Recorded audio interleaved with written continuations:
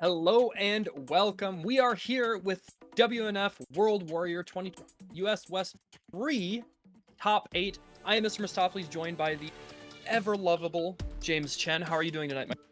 I'm doing good, doing good. Always excited here to commentate some Street Fighter 6 action, especially with the pedigree of players that we have here tonight. Of course, we played out all the way to the top 8 yesterday, and or was it earlier today? I can't remember, but like we have the top 8 now. And what a top 8 it is. I mean, it's full of basically a bunch of people that you expect to see. Maybe one or two surprises here, but who do we got here on the winner's side, Mustaflis? So, you were actually talking about some of these familiar faces, right? You know, we've got the 801 Striders, we've got the Filipino man, but there are a couple faces that are maybe a little bit newer. Now, the first one up at the top, they're fighting 801 Strider, is Noah the Prodigy, whom you guys remember your actually Marvel history, but FGC history at large. He was the 8-year-old that actually put himself on the map at EVO the better part of like 12 years ago now for Ultimate Marvel, putting in absolute work, and he has transitioned so well to Street Fighter 6. Luke is deadly. And then below that, fighting Filipino man on the winner's side is Akita, whom, if you guys remember, he was very prevalent at the end of Street Fighter 5 for the WNF online events. We were talking about it before the top of the broadcast. Seems that he was a Dhalsim player and probably playing Dhalsim in this game, but he's from Arizona, not strictly from California. And then what about on the lower side of the bracket? Who do we got? All right, so as you can see here, kind of a shock because Chris T has been dominating a lot of these World Warriors here for US West. But Chris T here, starting off in loser's bracket here in the top 8, put here by Noah the Prodigy, actually. So we were talking about how strong Noah was. He was doing really well yesterday as well against Knuckle and Punk. Almost beat them. I mean, there's so many tournaments going on during the course of the week. These guys are fighting each other like constantly here. That was on ICFC NA. But as you can see here, Dr. African as well here going to be facing off Chris T right away. Then Samurai and Chris CCH. So again, you look at this list and it's basically a who's who of the US West region. A lot of the names that we expect, but you know, obviously a player like Akita here, I can't wait to see what kind of monkey wrench he can throw into this whole entire thing. Yeah, I expect that we're going to have nothing but incredible matches, and I think you really hit the nail on the head. You know, you talked about it being kind of a who's who for these West Coast side of things, but there's also just like, there's so much history in a lot of these matches and a lot of these player matchups. You know, I mean, for instance, you know, we saw Samurai and Chris CCH. You know, Samurai has been a household name since the Street Fighter 4 days, but they've been fighting each other constantly for that West Coast dominance throughout the entirety of Street Fighter 5 that's carrying over into Street Fighter 6. Then we've got Gustavo, Filipino man, again, household names in Street Fighter 4 through Street Fighter 5, now Street Fighter 6. So it's like, we're getting into the better part of 10, 12 years of Street Fighter history between these players. And then we do have to remind everybody, this is not just the average Joe Schmo event. This is the World Warrior qualifier to try and get your shot at that $2 million prize pool for the CPT this year. It's like such a big difference compared to anything that we've had, and it's like, you know, the players are gunning for the absolute most. So what's the breakdown look like? Oh, I mean, like I said, Chris T has been doing so well. He won the first week. I think it's 50 points for first place. He won the first 2 weeks here. Yeah. So that's why he's got 100 points here. So he's off and running in the lead right now with Nephew and Chris CCH right behind there. Now, one of the things that you'll notice that's interesting here is that Noah the Prodigy is not on this board. I'm not sure he entered the first 2. I can't remember. I'd have to go and double check. But obviously, he's in a great position here to be able to get some points on the board this week here with his Luke. I mean, his Luke is ridiculous. And again, you know, this is a quite a long affair here. You're going to go through weeks and weeks and weeks, and only the top 8 qualify into the finals. And then those top 8 will actually compete to win the spot to qualify to Capcom Cup, where they will try to win the $1 million prize. It's a long road, but you know what? It's entertaining road. Let's put it that way. Not only is it entertaining, but it is viable. We look at Ending Walker last. He was the breakout star. He was the only person in any of the regions around the world to win every single one of his World Warrior events. won the final, and then went to Capcom Cup, and he got fourth. Or fourth or third, I can't remember. He got top 4. So it's like, it's not like you just qualify then go 0-2. You have a shot. Oh yeah, absolutely, absolutely. And you know what? Honestly, a lot of people would say going this route is the most like proof you could possibly have, because you're going through. You're consistent. You know what I mean? Yes. It's showing your consistency. And Noah the Prodigy and 801 Strider are the first ones that we're starting out here with. And 801 Strider did start with that Manon, has switched over to the Marisa, but Noah's been rocking this Luke the whole time. Okay, and there we do. Oh my gosh, he might genuinely be dead. We know Marisa is. Oh, he didn't want to spend the meter. This could be a huge mistake. Noah the Prodigy, I've seen Brian F talk about it, and I think he's really hit the nail on the head. He talks about how Noah is such a strong player when he's in burnout. He just has this really good understanding of defensive and offensive like momentum shifts. And look at how well he's fighting out. He didn't die. Yeah. Now, one of the things that's going to be noted here about Noah is that he, yesterday in the ICFC, he fought against Punk's Marisa. Oh, and he was just abusing Punk with that jumping heavy punch. And, and here we go, the level 2. Dead. Is this gonna kill? Oh yeah, you're dead. Yeah. You are done.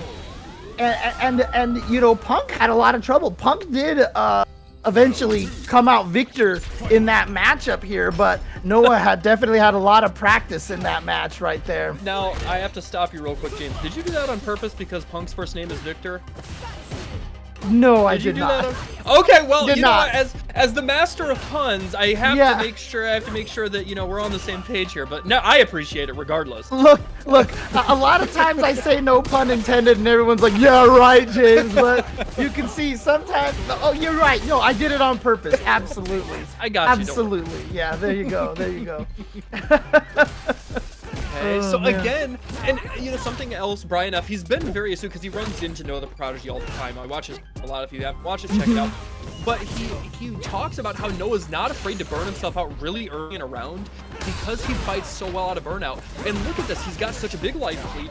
He had that really devastating burnout at the end of the last game, but still ended up winning.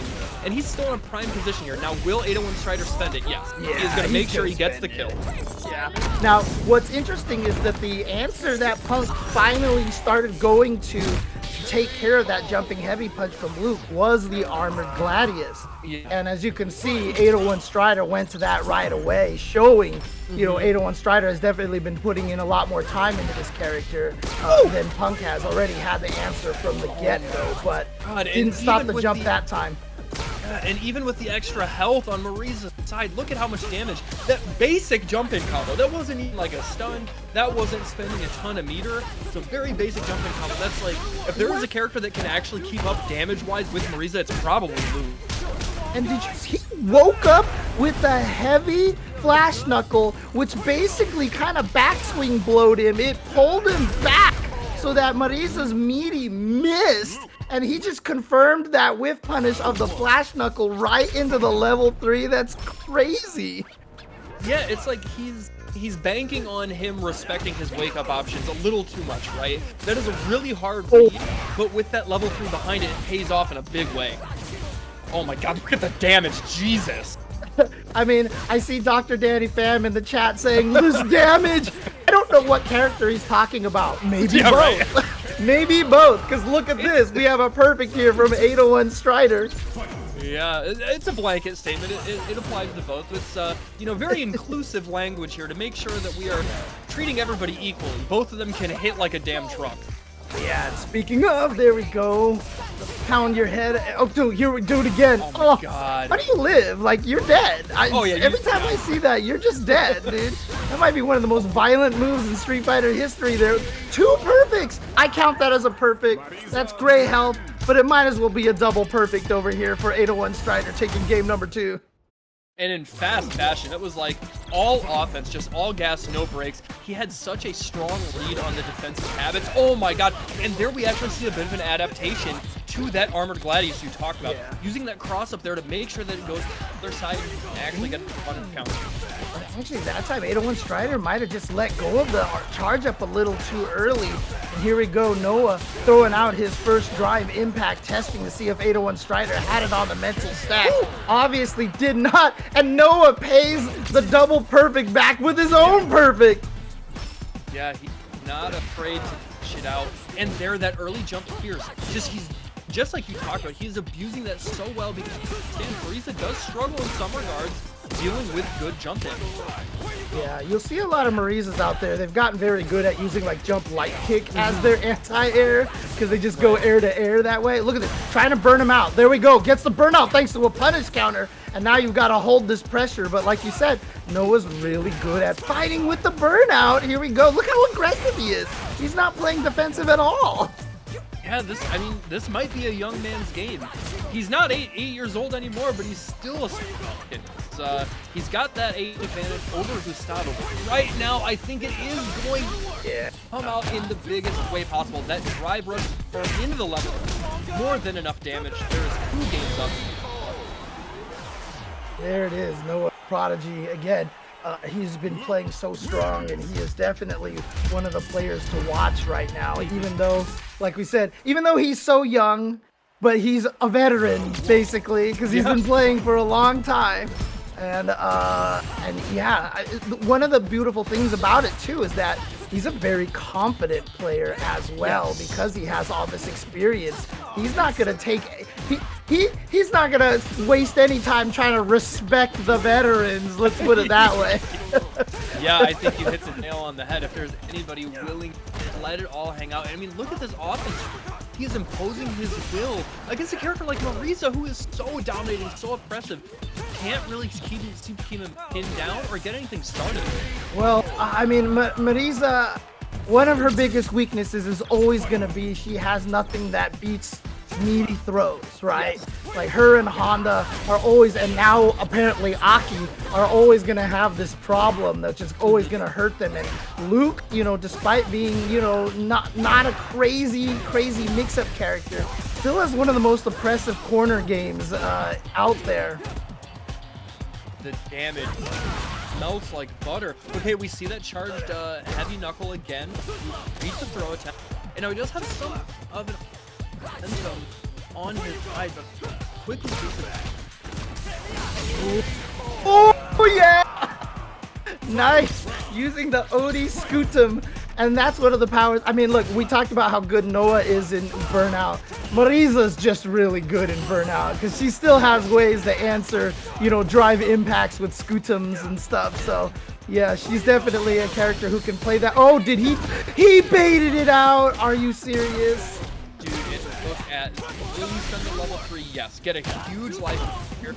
Build back probably about 2 full bars of drive gauge. Yeah, we'll get 2, but just that health lead, it's such a big indicator for how the rest of this round is probably gonna go. Yeah, I mean, I'm just gonna say, bruh, this damage to everything that's happening in this match right now. Strider, okay, he gets something started. That was a good chunk of damage, and he does put him in burnout. But immediately with the answer, he was so ready. What was that? I see the Superman punch. I'm gonna jump up and punch it out of the air with my jump jab. Yeah, all right, Noah, I mean, look, that's why you're the prodigy. Okay? Right. Oh my yeah, goodness. It's just you know, I think he thinks really quickly on it. He's got a strong strategy that I think leans a little bit more towards offense than like pure fundamental. He understands Street Fighter 6 is so volatile, you know, blocking is such a bad thing in this game, and that's just the truth. Even top players will tell you that blocking is not what you were meant to do in this. And so he understands that combined with, like, you talked about his confidence, his willingness to, like, play a little disrespectful, I think leads him to this kind of success. It's so funny too, because, you know, this is like one of the main Street Fighter games with no chip damage. And like, I mean, even in Street Fighter 5, it was always gray health, even on normals and all that. But like, this one has no chip damage, and yet, yeah, blocking is like so painful in this game, largely because it drains from the OD gauge, right? So the drive gauge, that's the part that's scary right there, is that that drive gauge is everything, and I love the way. That's one of my favorite things about this game is that they tied everything to one gauge, and so it really becomes this resource management game. It's really, it's like you said, I love the fact that we have players like Noah who are just willing to just burn themselves out and just be like, he's a kid, he doesn't know how to, you know, finance yet, he's just spending whatever money he gets, you know. So but I love seeing that versus other players who are so like, I will never burn out, you know, kind of mentality, and it's really fascinating to see. Yeah, that will do it for our game. So again, just to let everybody know, if this is maybe your first rodeo, this is double elimination bracket. So that means everybody who's on the winner's side in top 8, if they lose the game, they are just put down in side. They're ahead of the people in the first round, but they do have another shot. That means, however, that Noah will be waiting in the winner's final. And I just want to remind everyone as well, you guys can help along here for this tournament. We do have a Matcherino link for this event as well. I just put it into the chat, and I always like doing this. I just clicked on the link. I'm going to click on login here. I'm going to click on my Google account here. Here we go. Let's do this. And you guys better be following along. Claim code. There we go. There we go. I just claimed a code. So easy peasy, easy peasy. Very quick to do. If you guys want to help support these guys, you can see, like I said, WNF WW 2023_US3. You see in the chat right over there. Just click on that link, click on claim code, and you can help support these players as well with the Matcherino. So shout outs to Matcherino, always helping the players here make sure they get something a little extra for their wins. Yeah, and I guess also, before we get into the match, I'll let everybody know, regarding the World Warrior, this is a free-to-enter event. So, outside of, like, supporting with Match, right, if you guys are interested, you can do so. You have to make sure you are in one of the qualifying, which, from that link, you can find all the regions around the world, wherever you're at. Enter for free and try your hand. But let's get into this next match. We have Filipino Man versus Akita. Yeah, Akita, again, I think he was the one that put Chris CCH into losers. And so Dalsum coming in here. And, you know, you talk to people like Zaffarino, and Zaff is like a huge believer in Dalsum. And he's got some sick tech with that character. This is a character that always just keeps getting stronger and stronger as these games live. And as you can see here, Akita here with a great start against Filipino Man. Ooh. And dominating first round. Yeah, really didn't let him get anything started. It was just like, if he wasn't comboing him, come out with those wall of normals that you expect from Dalsum. And something I have to wonder is, like, what kind of experience does Filipino have in this match? I wonder if him and Akita play, and I don't think Filipino plays Dalsum, you know? No, I don't think so. Yeah, because so far, Filipino Man is having a hell of a time right now trying to chase down Akita. And this is the way Dalsum always works. His movement since 5 has been so good, and wow, the EX Fireball from the air for the trade. And, you know, I said this to Zaff, and he actually kind of was like, oh, interesting. And I said this to David as well. One of the reasons why I feel like Dalsum gets better over time is because the more optimized your opponents get, the more optimized Dalsum can stop them. And so you're kind of waiting for your opponents to get really strong. And now you can blow up their strong stuff with Dalsum, because he's a character that has to know how to counter every situation. And the more you find out what characters want to do, the easier it is you're going to be able to blow that up. Oh man, just out of range, but he's going to be able to get the punish here. Doesn't go for the level 1. This isn't the worst thing in the video. He's going to get carried to the corner, but he's still got a really big life. Level 2, he's got a level 2. Oh, did he crouch? No, he touched the button. He did something, and the wake up super is going to actually connect. And then Kita here might try to go do this 4 rounds straight to go up 2-0. Honestly, I have to say I'm a bit shocked at this, because Dalsum is not a character that is widely represented right now. If you want to play a zoner, everybody's playing JP or Guile. Yeah. And again, you know, we're gonna say this for Dalsum, quote, zoner, unquote. You know, ever since 5, because look at this. Look at zoner. Dawson able to do like 6,000 damage combos to you, man? I mean, come on. Oh my gosh. Okay, Filipino man scrambling, trying to get something going. Oh, And you know what? He had to rip. I respect it. He had to get some damage. He was running out of time, getting low on drive gauge. This is the great equalizer. Oh, yeah, nice block. And then the drive reversal as well to push Filipino man away. That little teleport in the air to stay floating long enough to make it over that fireball. Oh, cut the limb, but can't really do anything off of that. He's being so slippery right now. So slippery, and like his strategy is so sound. It really seems like his third eye is open, and he is everything Filipino man wants to do before it even happens. And that is the sign of like a top-tier Dawson. If they were just reading everything you want to do, that means that they know the character matchup and they understand. Yeah, also, I will say one thing, too, is that Filipino man has been going for some Hazan shoes, understandably, but the Hazan shoe has clearly not been working, so might be something he's got to try to find another way in, but this is one of the problems with Chun-Li, is that she doesn't have a lot of very fast-forward moving specials or good ways to move forward quickly. Right. That's why Filipino man's going with the Hazan shoe. And you know, if this were Street Fighter 5, she did have EX leg, really great get in, kind of skip neutral, but it does not function nearly the same way in life. Yeah, Nikita right now.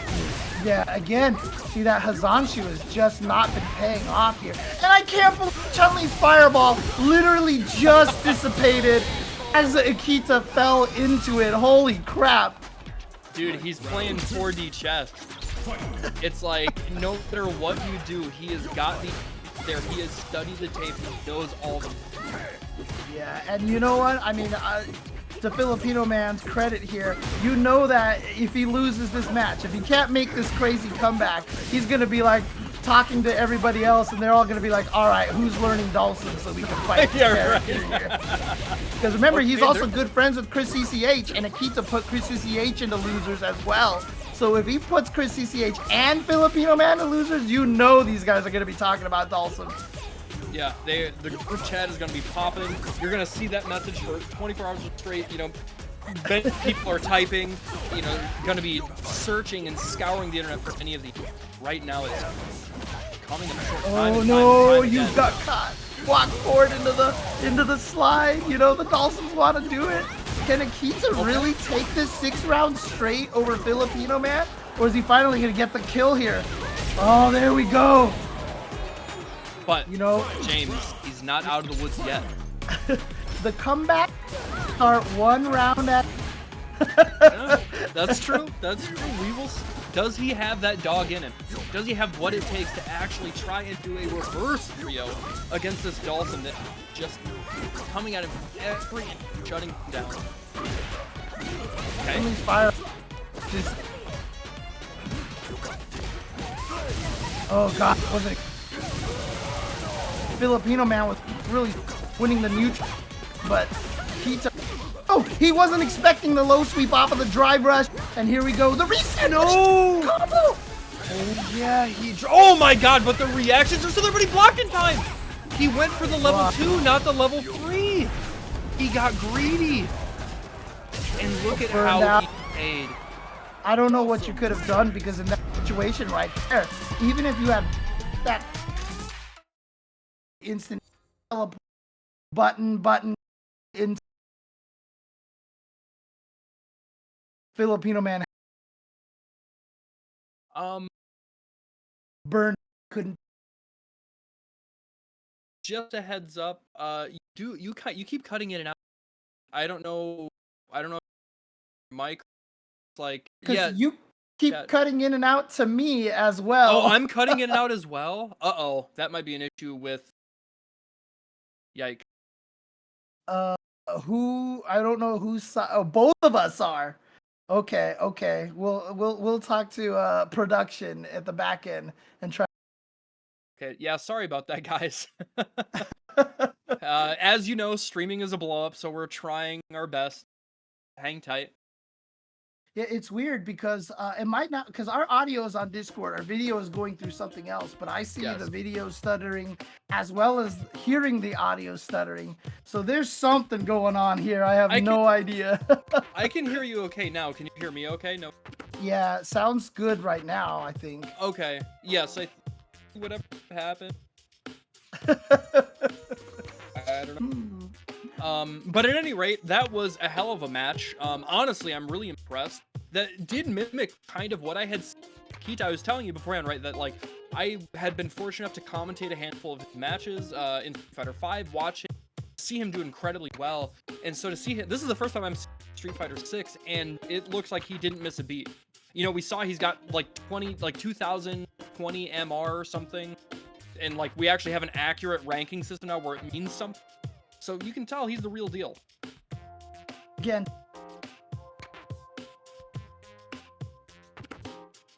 that he's gonna become super strong at some point.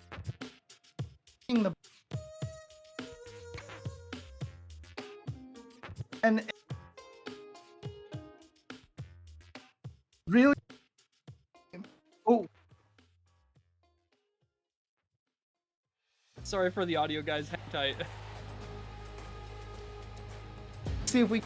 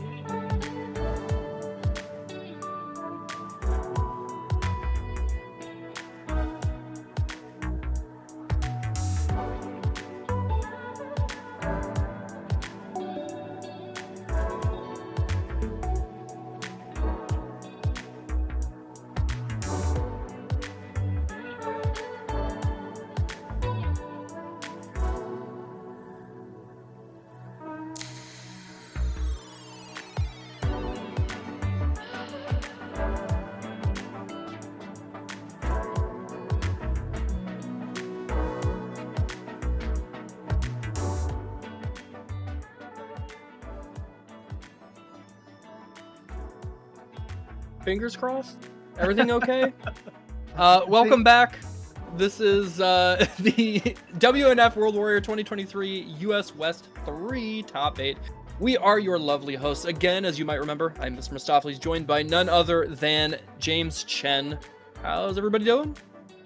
Hopefully everybody's been enjoying the first winter side matches that we saw there. We had Noah take out Gustavo pretty handily, and then Akita here being a little bit of the surprise. Like I said, he took out Chris CCH and put Chris CCH in the losers bracket, and then just handily defeated Filipino Man 3-0 just now with that Dalsum. And again, Dalsum, really tricky character to lock down, and you know, everybody keeps saying the same thing, just like what happened with Street Fighter V. Everyone's like, Dalsum, he's gonna get scary, and sure enough, here he is, and Akita is showing what this character can do. But speaking of scary, we've got Chris Tatarian in the house, who is one of the strongest here in the West Coast right now, but already in loser side, having lost to Noah the Prodigy, going up against Dr. African. And Dr. African using none other than modern Marisa.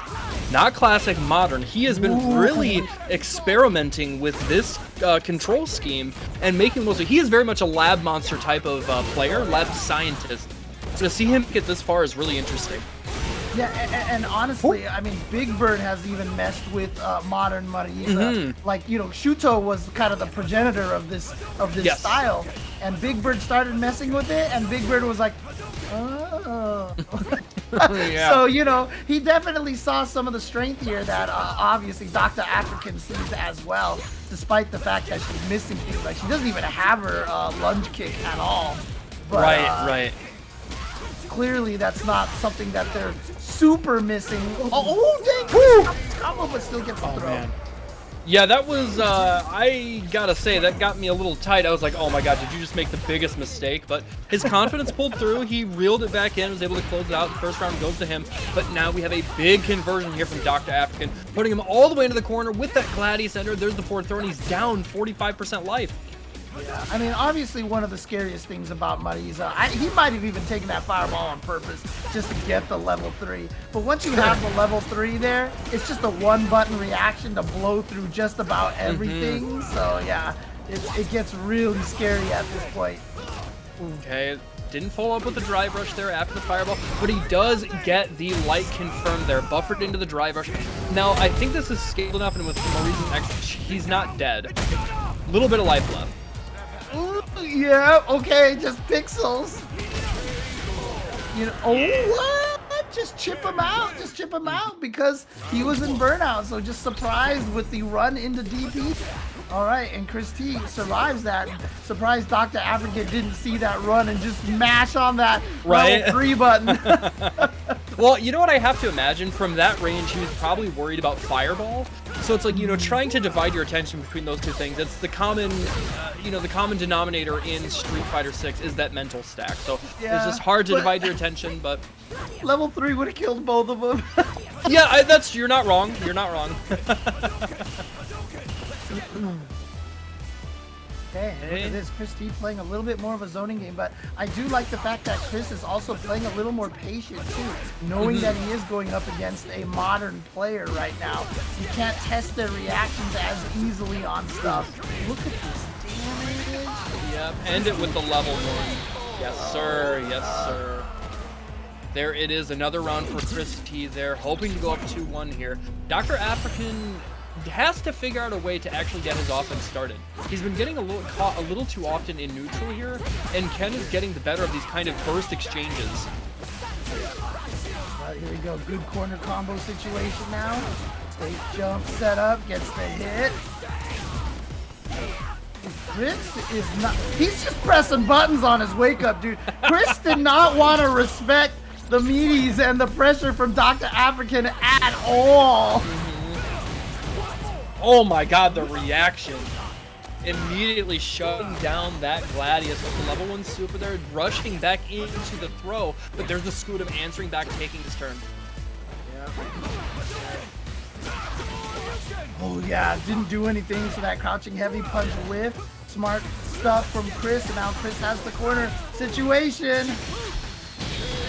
The optimization there, able to spend all of the resources to ensure the round. There it is, another game for Chris T, and now he is up 2-0. Dr. African is against the ropes. Again, Chris T has been looking so strong in these World Warriors here. He missed Evo because his car broke down. He missed the CPT US Canada West instant qualify event because he forgot. And then this is his only means to get into Capcom Cup. So you know he's taking this seriously, and he's already off to a great start, having won 2 of them back to back. So. Yeah, he's got a significant point. And some of the people who would be challenging him, you know, people like JB and there's some, Nephew, namely, actually didn't even make top 8.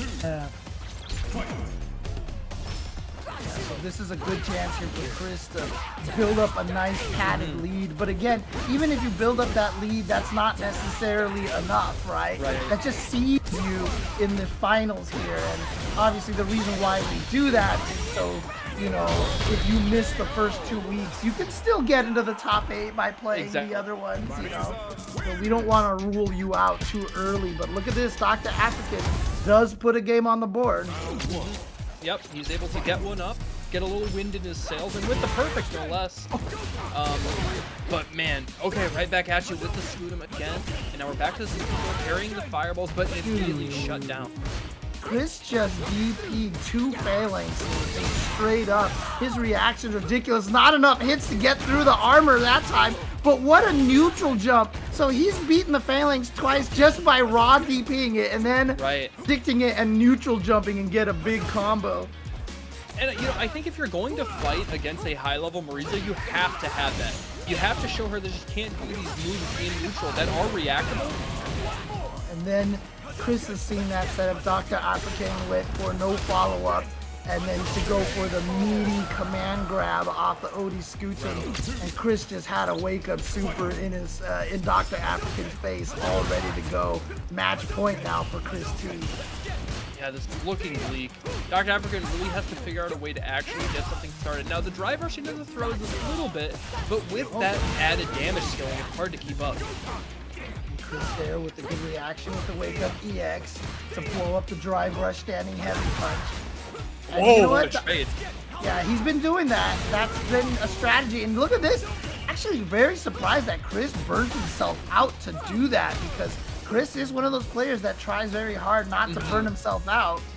But he's confident in his defense, right? Oh, what a reaction! Hey, he's breathing life into this, James. He believes, and it pays off. That big fist of hers pulling right through the fireball, getting the trade, and ultimately another round. He is at the cusp of tying this up. But oh my god, what a shutdown. Dude. And he's not on modern, he's on classic. I was about to say, is Chris on modern controls? Is there a glitch in the display of the game? And look at this, Dr. African's gonna get a big hit. Now, Chris does have meter. He does have his drive gauge, so you're not going to be able to get a free drive impact. Let's see how Dr. Oh, he just tries to bait something out by doing the Arsenio Hall right there. See, I know. See, I don't know how many people know what I'm talking about. That is an old man reference for sure. I am willing to bet a good number of people in the chat don't even know who Arsenio Hall is, James. Yeah, I agree. I agree.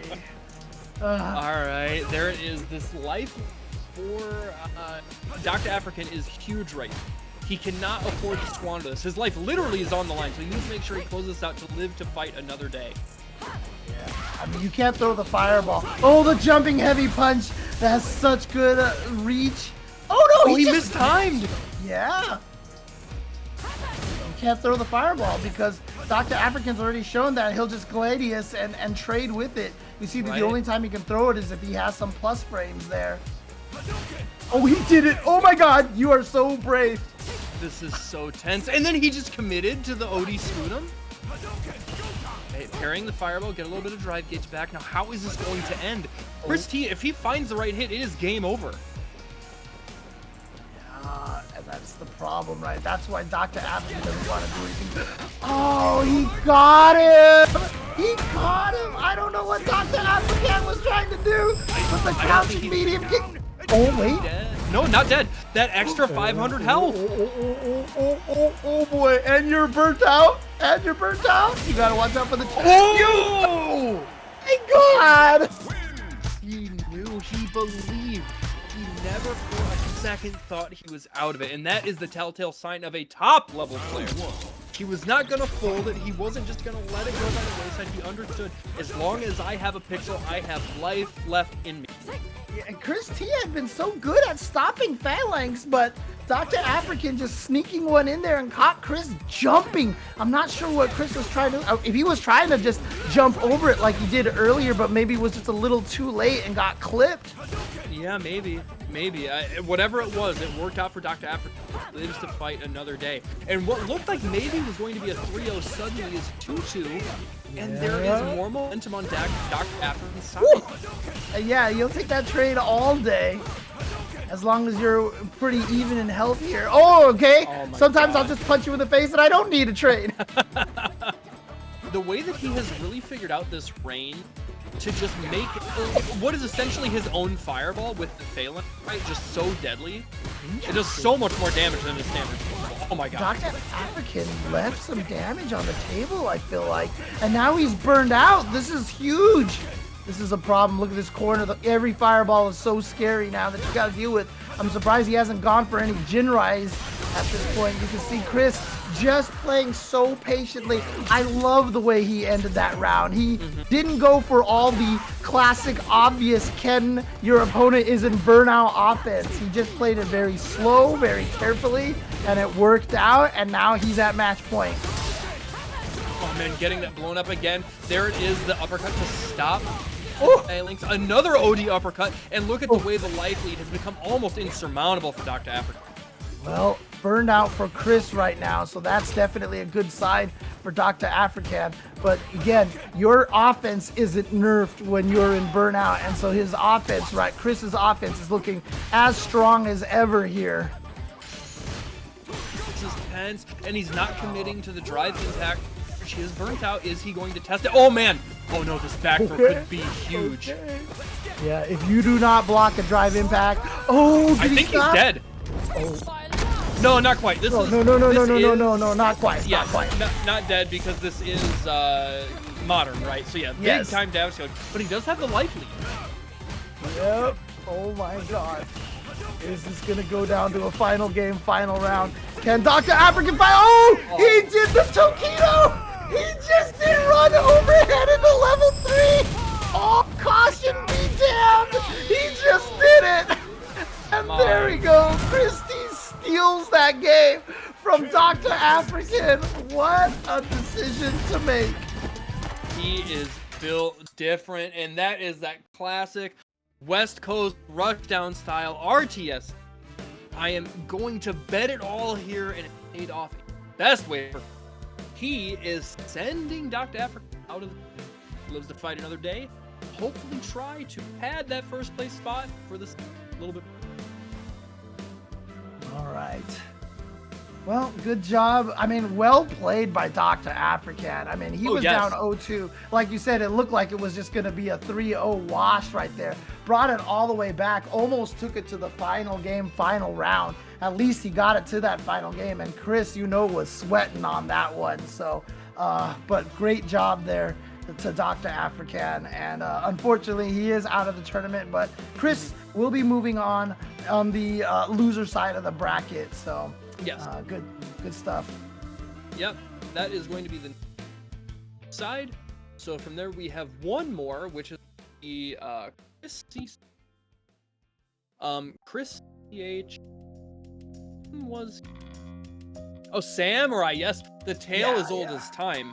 A match that we saw a billion times throughout Street Fighter V. They were teammates in Street Fighter League. So these two are very close. They fight each other a lot. I'm sure they share a lot of tech back and forth. And so to see where this match goes, I actually wonder. I don't have the history before me, but I wonder if these two have met up in the previous World Warriors during Street Fighter 6 yet. I'm not sure. Yeah. I mean, one of the cool things about this is that, you know, for the longest of time, you know, Samurai was kind of vying for King of West Coast, right? He was one of the strongest players in the West Coast. JB was always in the way. Nephew was in the way. At one point in time, Punk was in the way when Punk was living out here. And, you know, it really, Samurai was one of the favorites in the West.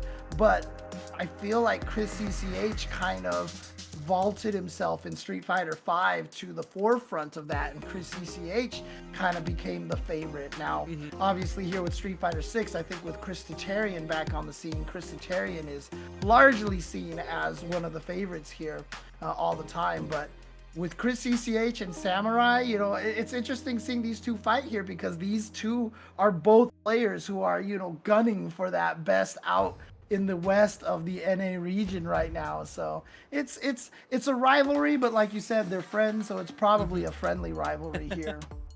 Well, you know, friendly rivalry, but seeing them talk, like especially during some of the like conversations had during Street Fighter League, as well as like the DPT interviews that they did last, they are hyper competitive. It's like they are friends for sure, but like as soon as they meet up in this scene here, friendships are off. They are both trying to prove they are the better player, so they're not going to hold back. You know, they're not going to mince any words, so to speak, in game, right? Oh yeah, I mean, look, this is the pro player life here. You guys are best friends off the court, but as soon as you guys, you know, suit up, that is your worst enemy right there. That is your bitter rival, and so. A matchup, I mean, this is a very common matchup, especially here in, you know, actually pretty much everywhere now. But Luke and Ken, definitely a very, very common matchup that we've seen. Yep, you know, arguably the two best characters in the game. Both very, very strong, both kind of poster boys, right? And personally, I think this matchup is actually slightly in Ken's favor, strictly because of his OD fireball. I think it offers a huge advantage neutral. And right now we're actually seeing what he can do once he has you in the corner. Ken is among the best. Oh yeah, Ken is terrifying when he gets you in the corner. You know, I think both Ken and Luke are very scary when they get you in the corner, and you know, they didn't take away their OD uppercuts from the beta. Not that I'm bitter or anything, but you know, definitely two of the strongest characters. And look at this empty drive rush just in the throw, knowing how defensive Samurai is. Samurai didn't react to the drive rush, so he's like, I'm gonna block whatever it is. And then Chris CCH went for the throw instead. Oh man, and not reacting to the drive impact on. That is perhaps the most successful time to use drive impact is on wake up. Nobody's looking for. Yeah, especially when they're like far enough away from the corner that they hadn't put it into their mental stack yet, you know, because they didn't realize how close they were. Goes for the meaty overhead, good block. Samurai scouted out that whiff standing light punch for the frame kill, but Ken obviously has multiple options off of that run. Right. You can see him forward, hoping to block something that's negative enough that he can just get that stand light kick into the OD uppercut to end it. Right now, Samurai's not giving it. Samurai's got a long road here to try to make this comeback this round. Chris CCH trying to close this out, but again, we talked about how much damage Luke can do, right? So oh yeah. In his match versus Frieza, we could decide who was the stronger character. But look at the Ken with the whiff punish into the level 3. Nice. Yep, that was a third strike combo if I've ever seen it. Low forward fireball into the super. And that means Chris is taking first game there to go out a little bit of a lead against the bitter rival. Round 1. All right, let's see if Samurai can pick anything up here. I mean, it's very interesting because, you know, we saw Noah the Prodigy, we talked about it, and you see how active Noah is. Samurai is always a lot more stoic. He's willing to do the crazy thing here and there, but his gameplay is always so, like, he tries to strip all of the options from both players away with his play style, as opposed to Noah, who just kind of just beats you up. And unfortunately for Samurai, it's not working on Chris CCH at all. Now, he's not out of the woods yet, but he does have a prayer with this little bit of drive gauge and the sliver of life. However, Chris CCH is a strong enough player that he understands the ranges he has to play at. He knows the Shoto mentality to make sure that he doesn't overextend fireball range. Oh, caught him with the crouching medium kick. Here we go. Samurai with a good start to this comeback. Yep, that's an intentional whiff into the meaty throw. Oh, and he does bite. That's so tough when you're about to die because you know you can't take that throw anymore. Oh. Yeah, let's see. I mean, oh my god, is that damn? Okay, just responding to the whip stand roundhouse with the level 1. That is something as a Luke player, you are privileged in that result. Oh, great. What a whip punish right there from Samurai. Unfortunately, almost burned out. So he's just going to go for the low. So last time we saw him go for the throw, this time for the low. And he's trying to burn Chris CCH out here in the corner there. Not going to buffer into the fireball. Knows there's a gap and is worried that Chris CCH will call out that gap. Yeah, oh, here we go. Nervous. Okay, blocks the flash. Okay, there it is. Is he going to go into level 3? Not quite. Wasn't going to burn him out, so I respect it. Save it a little bit. Here we go. 2 throws. Oh no, he missed the meaty timing. Samurai's just gonna go for the level 3 right now. End it. So he's gonna tie it up 1 round apiece here.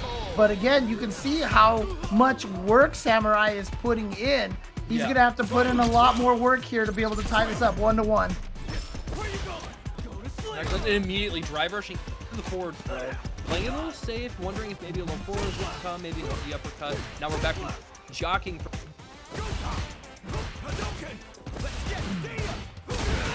Oh, yep. Yeah, knows that there's a gap in there. And if Ken does the medium Jinrai kick, he can't even just Jinrai kick and stop. That EXDP will beat it. Will punish it as well.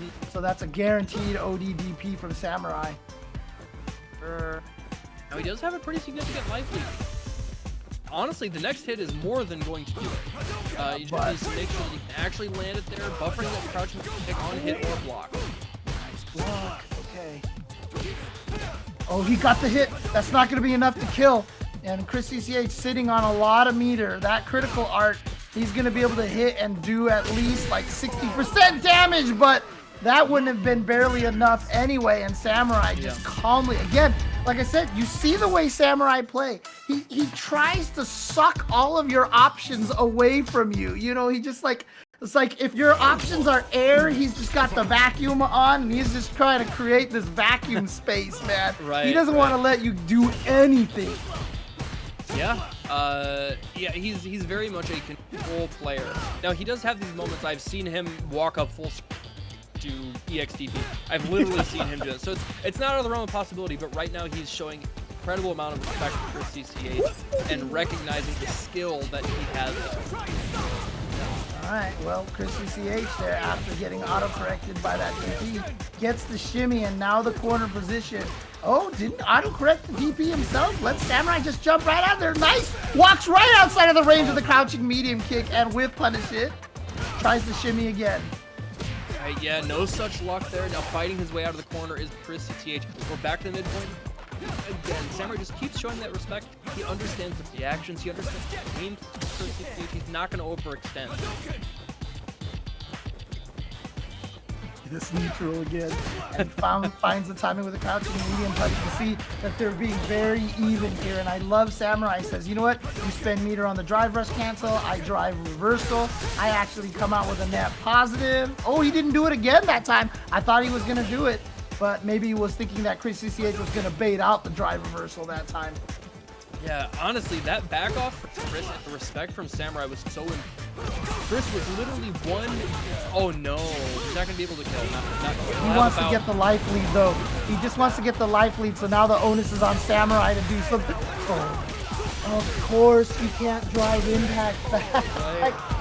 And Samurai going to take it with the drive impact, and he said it in Street Fighter 5 at Street Fighter League. He's willing to take every round down to 99 seconds. Yep. And as fast of a game as Street Fighter 6 can be, we're coming down to the wire at every round here.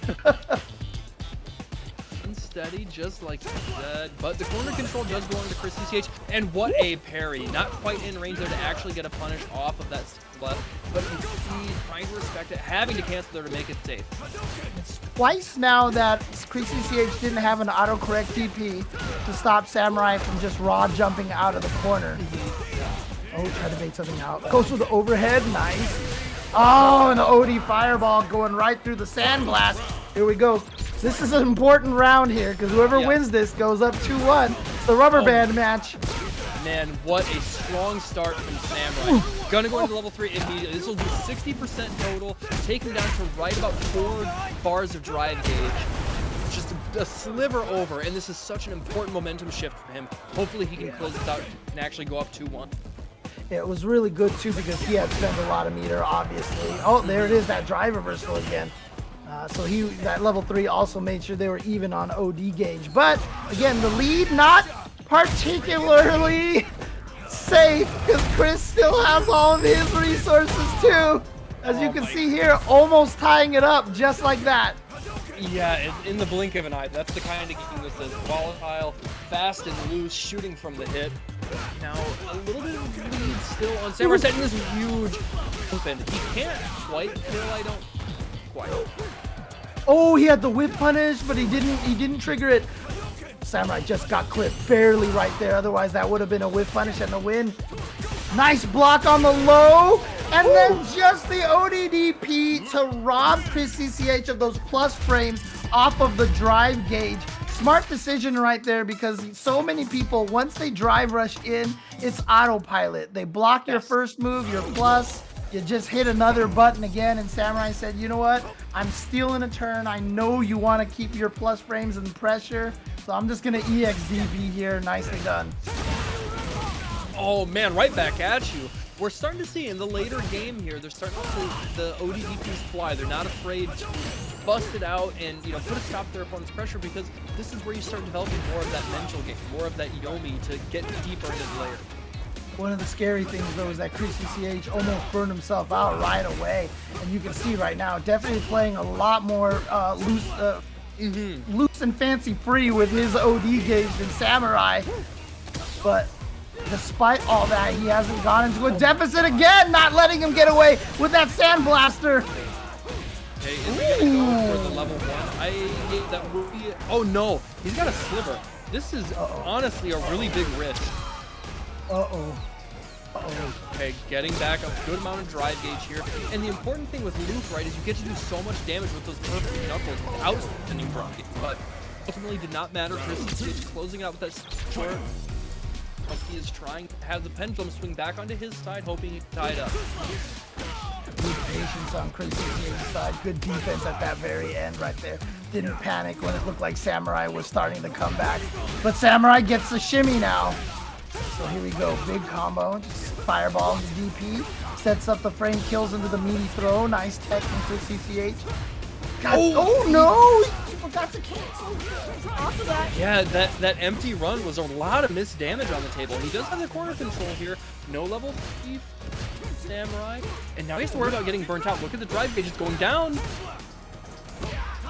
What a jump counter, didn't get the top two timed right, so he couldn't get the juggle afterwards. I cannot believe, okay.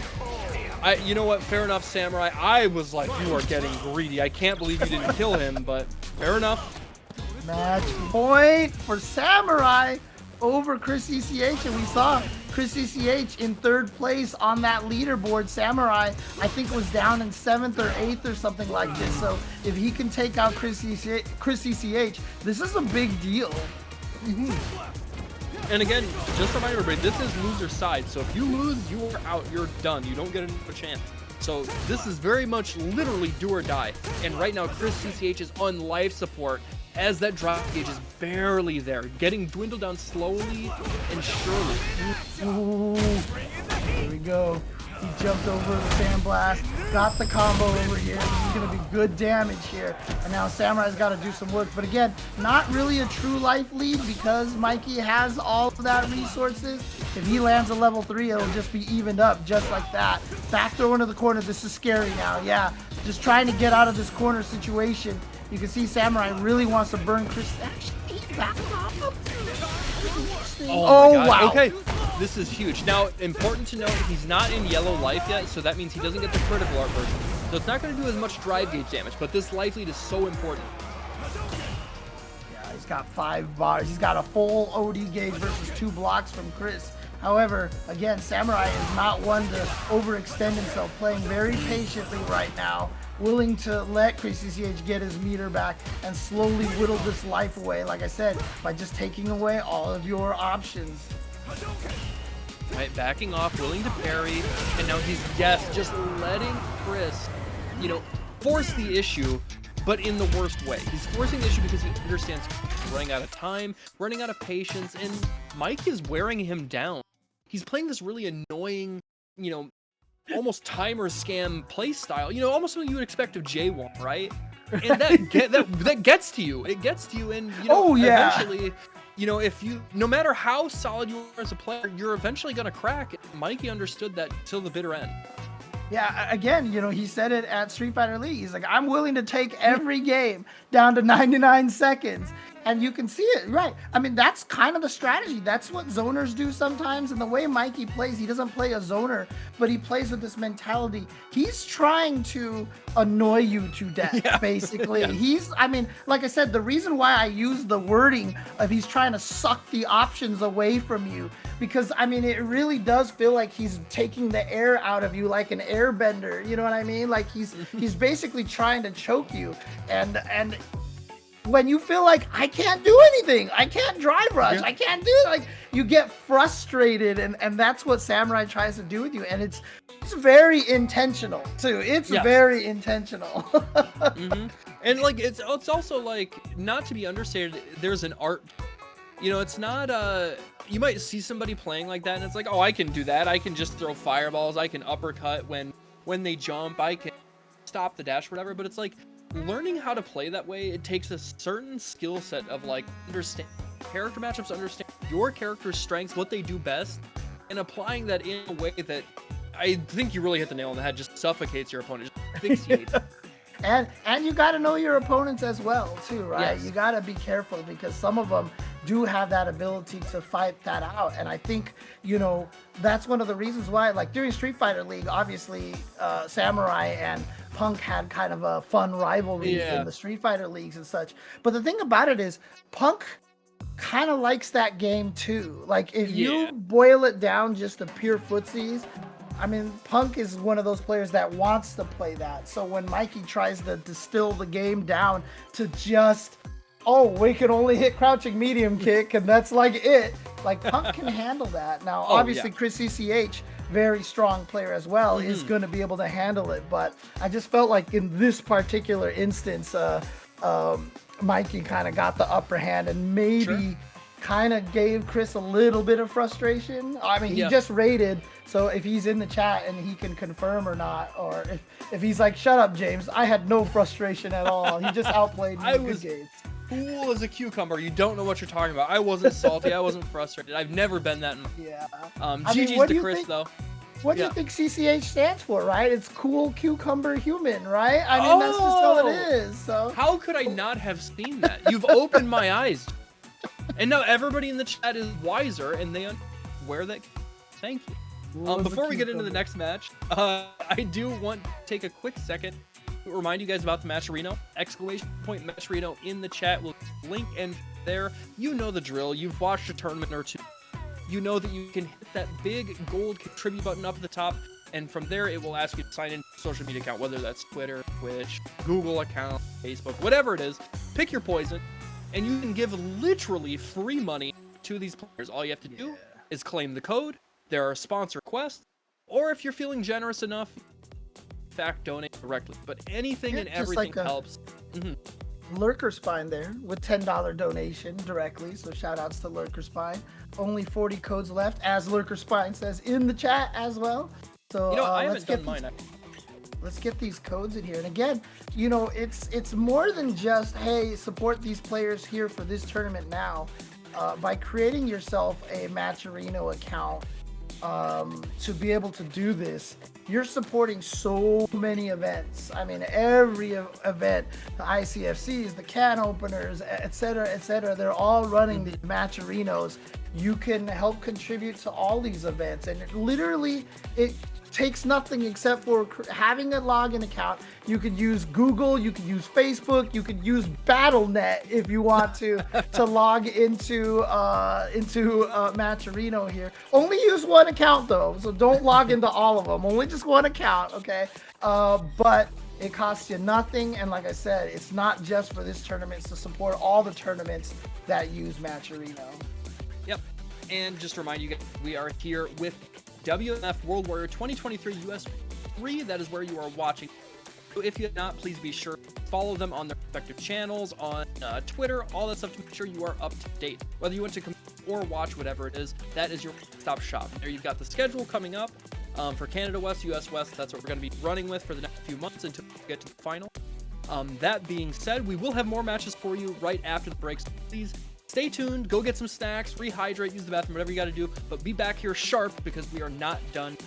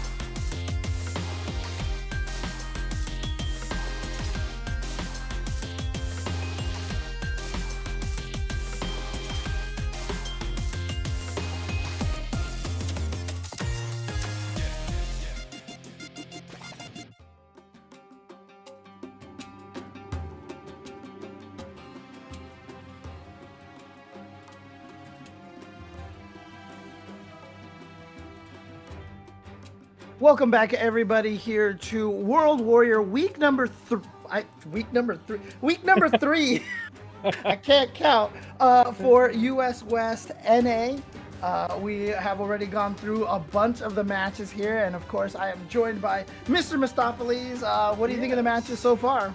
They've been wonderful. Nothing short of what I come to expect from the high action West Coast fights that we have seen for years now. They have been one of the proprietary fighting game scenes in the world, really, and it's not changing going into Street Fighter 6. If there is maybe a bit of a shock, it's seeing Chris CCH go out, relatively early, but it's not like he lost to a bum. He lost to Samurai. Samurai, one of the very best, but we are getting right into this action, and we have Chris T versus Filipino Man. It's weird to say this because neither of them are particularly old, but this is like an OG match at this point, right? Dude, it's such a classic because I still remember when we were running Wednesday Night Fights at Super Arcade and all the other locations. It was Chris T, Brent, Filipino Man, and Alex Myers all kind of showing up at the same time. And I always kind of consider them like very similar, like not like necessarily like a group. They all came around the same time, and they all got better at like the very similar rate. It was really cool to watch. And let's also not gloss over the fact that like when they started showing up to Super Arcade, they were like 14 and 15. Like they were literal children who have been, knee deep in the Street Fighter scene for the better part of 20 years now. And right now they are both neck and neck trying to figure out, and is he actually going to spend it? Of course you have to spend the level 1, right? Yes, make sure you get the kill first round for Filipino Man. Man, again, it makes me so frustrated to know that these guys playing right here are some of the best in the world, and they were born into a world with Street Fighter. They don't even know what life is like where Street Fighter didn't exist, and that hurts my soul. And just like Chris Chacharian is hurting Filipino Man's soul right now, because he has a huge life lead here in round number 2. Oh yeah, he is pressing him against the back foot here. Really in a tough spot there. There it is, that cross up, and now just a barely sliver of life gets closed out with that low forward as the whiff punish. Now we're tied up at 1 round apiece. Good start for Filipino. Oh, okay, here we go. He's gonna get that whiff punish off of with the drive cancel, I should say. Now the corner position, and Chun-Li gets those good corners. I mean, a lot of the characters get good corners. Yeah. Yeah, that's kind of been a staple of the series even since Street Fighter 5. That was really common. They want to put you there quickly to make your mental stack in the guessing game ever so deadly. Waking up with that level 1. Yeah, it's interesting because in classic Street Fighters, like Street Fighter 2, characters like Honda and Guile never minded going into the corner. It was fine. Like, they could just kill you from there. Sometimes they went to the corner on purpose. But in 5 and 6, yeah, they have tried to make... Oh, can he stop in time? He can! Oh, boy, it's gonna hurt. Yeah. Not gonna spend it yet because he wants the level 3 for the kill. And now is he going to test his reactions? Yep, there it is. You were not ready with the level 1, and game 1 goes to Chris T, closing it out in pretty convincing fashion.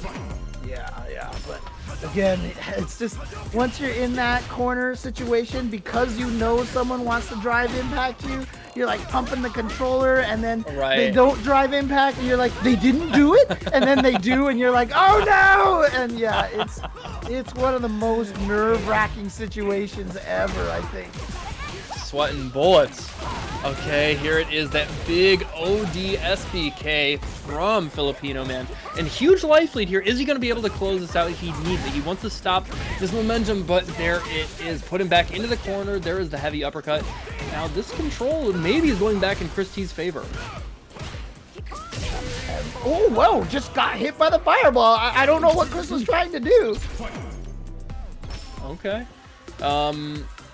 Now we do see... there it is, the fireball again from Chris T. And you can tell, look at the way Filipino Man bobbing up and down. He's looking for something to react with that level 2.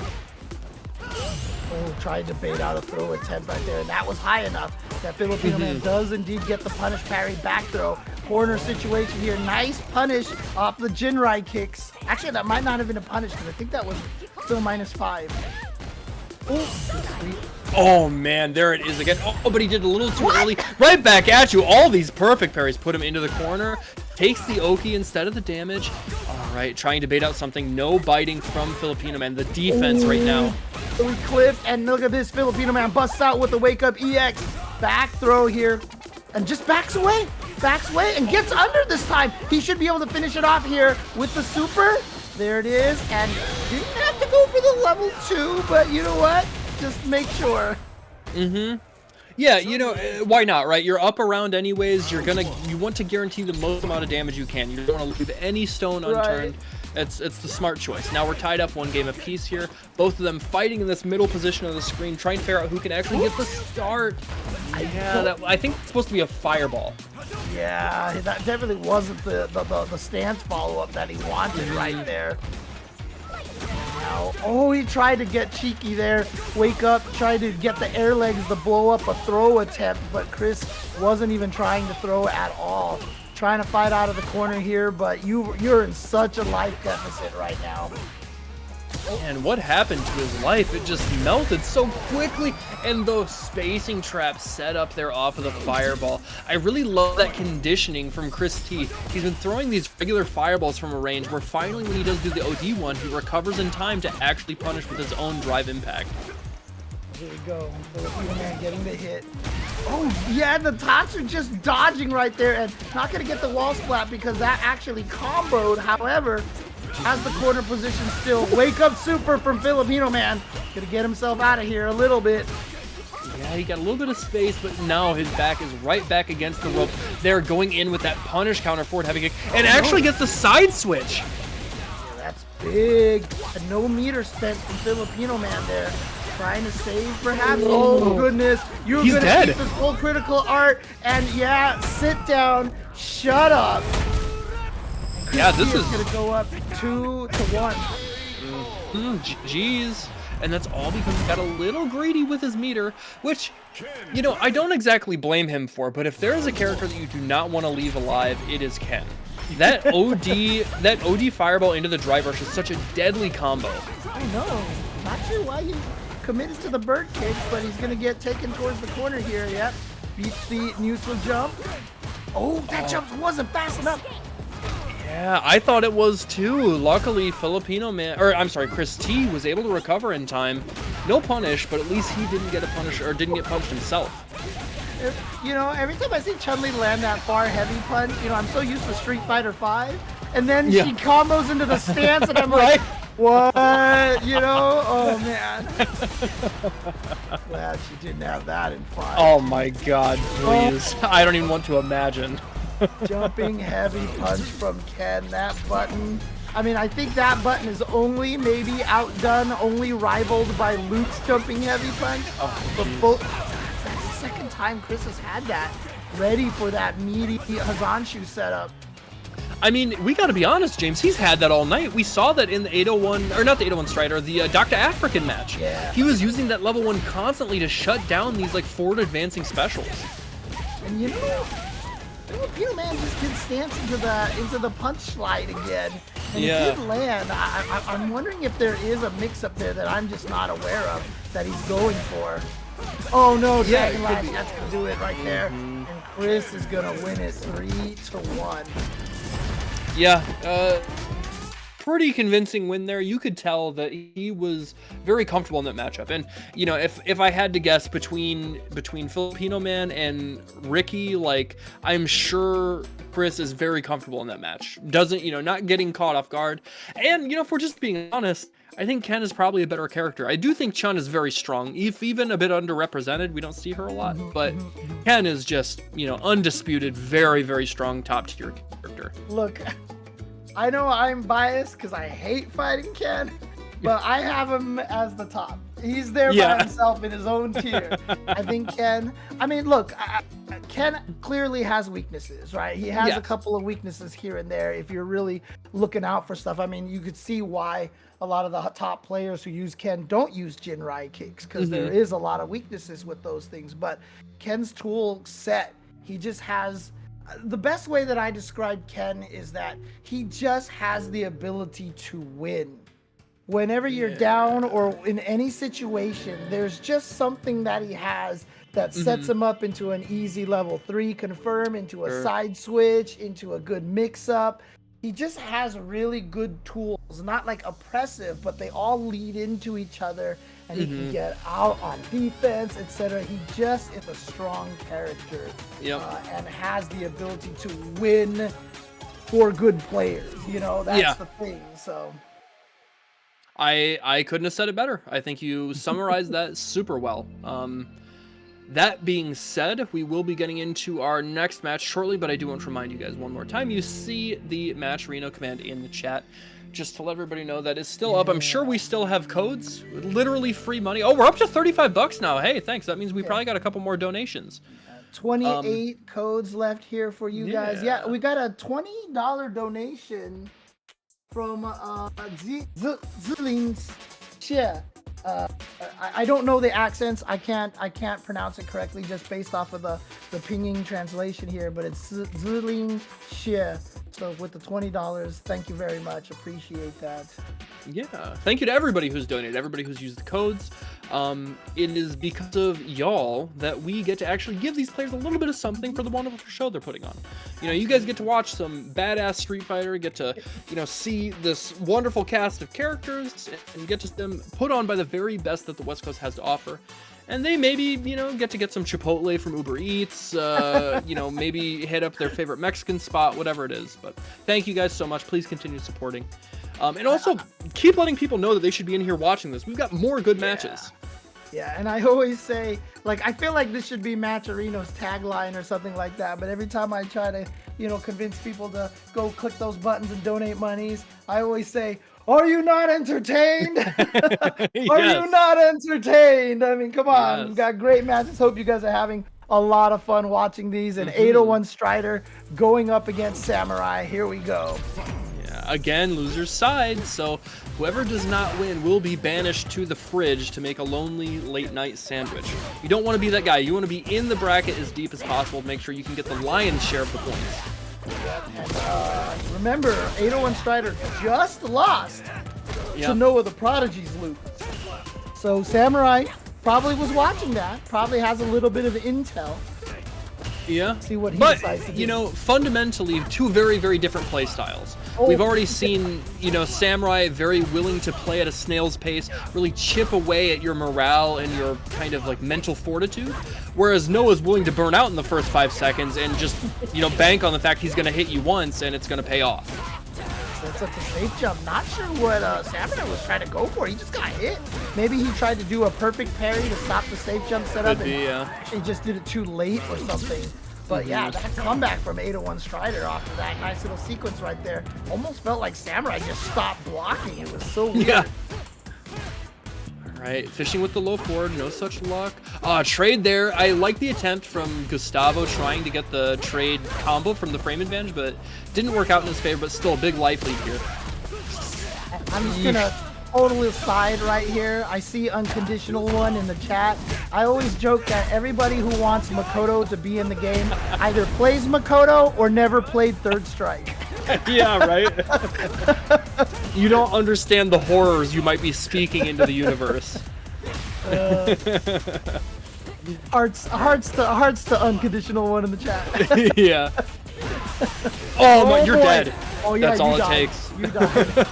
That was one of those Twitter videos where you see the guy, you know, hit him with the knee and it just cuts to Marizo wins. Yeah, the immediate, you know, split frame edit to her just getting the win pose and Luke lying on the ground dead and lifeless.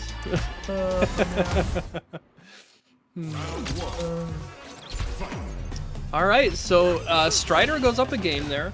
Now, Samurai, I have to imagine we're going to try and see him play a little more controlled here.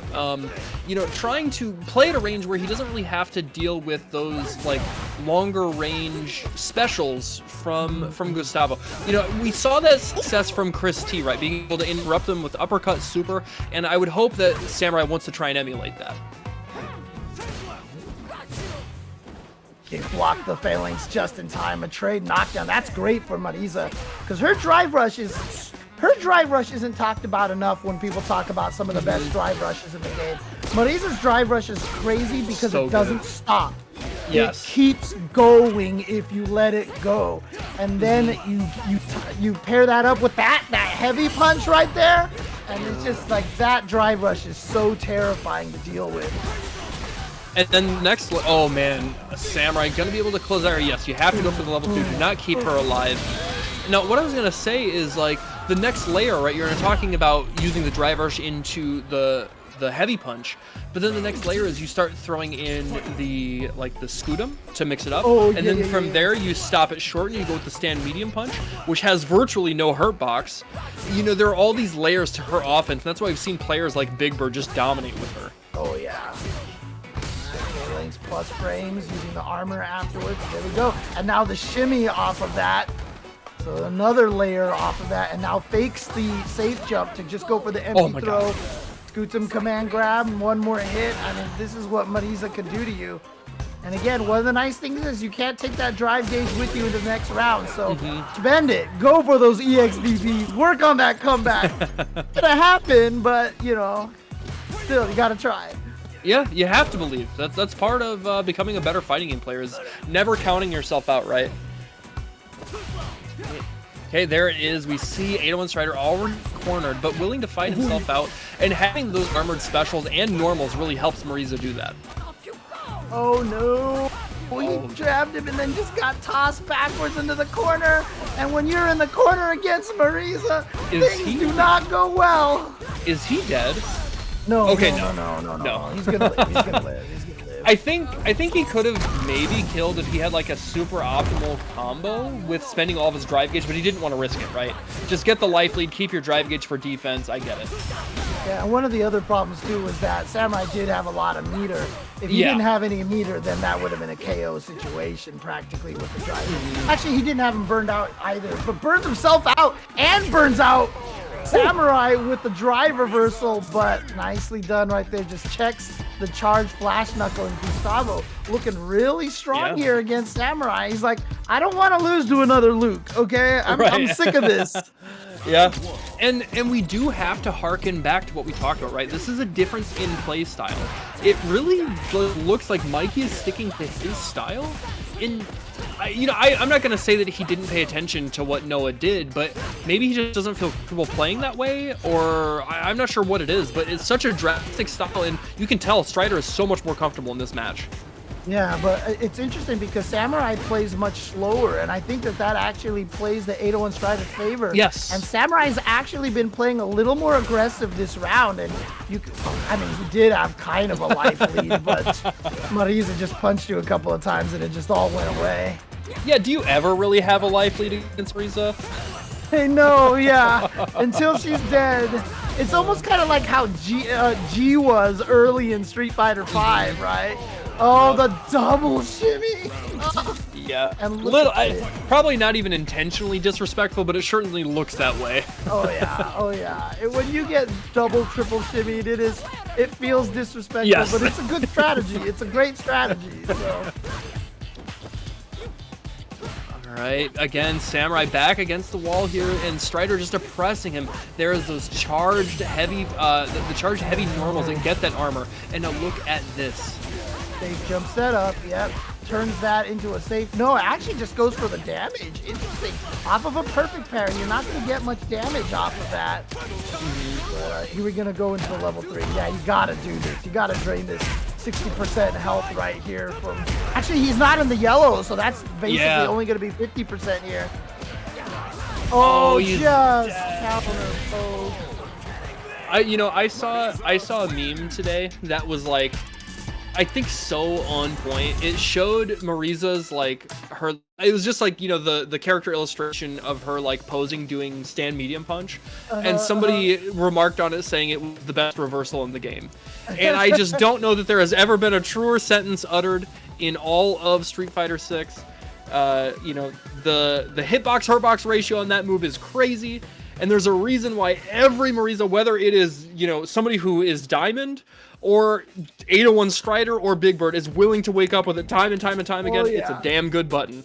I mean, it's kind of like how I used to always joke in Strive, like Axel standing kick. It's like one of the slowest buttons. It's like 6 frames or something, but like everyone used it like to counter poke and everything. Yep. There was like in stand light kick I trust, and now you know Marisa's following that here in stand medium punch I trust, and yeah, it definitely works. And oh, shout outs to Deli Ninja there, reminding us over here and putting the Match Arena link into the chat. 23 free codes left. I see you guys. There's 400 people here in the stream right now. 23 of you guys, jump on over to that to the Match Arena.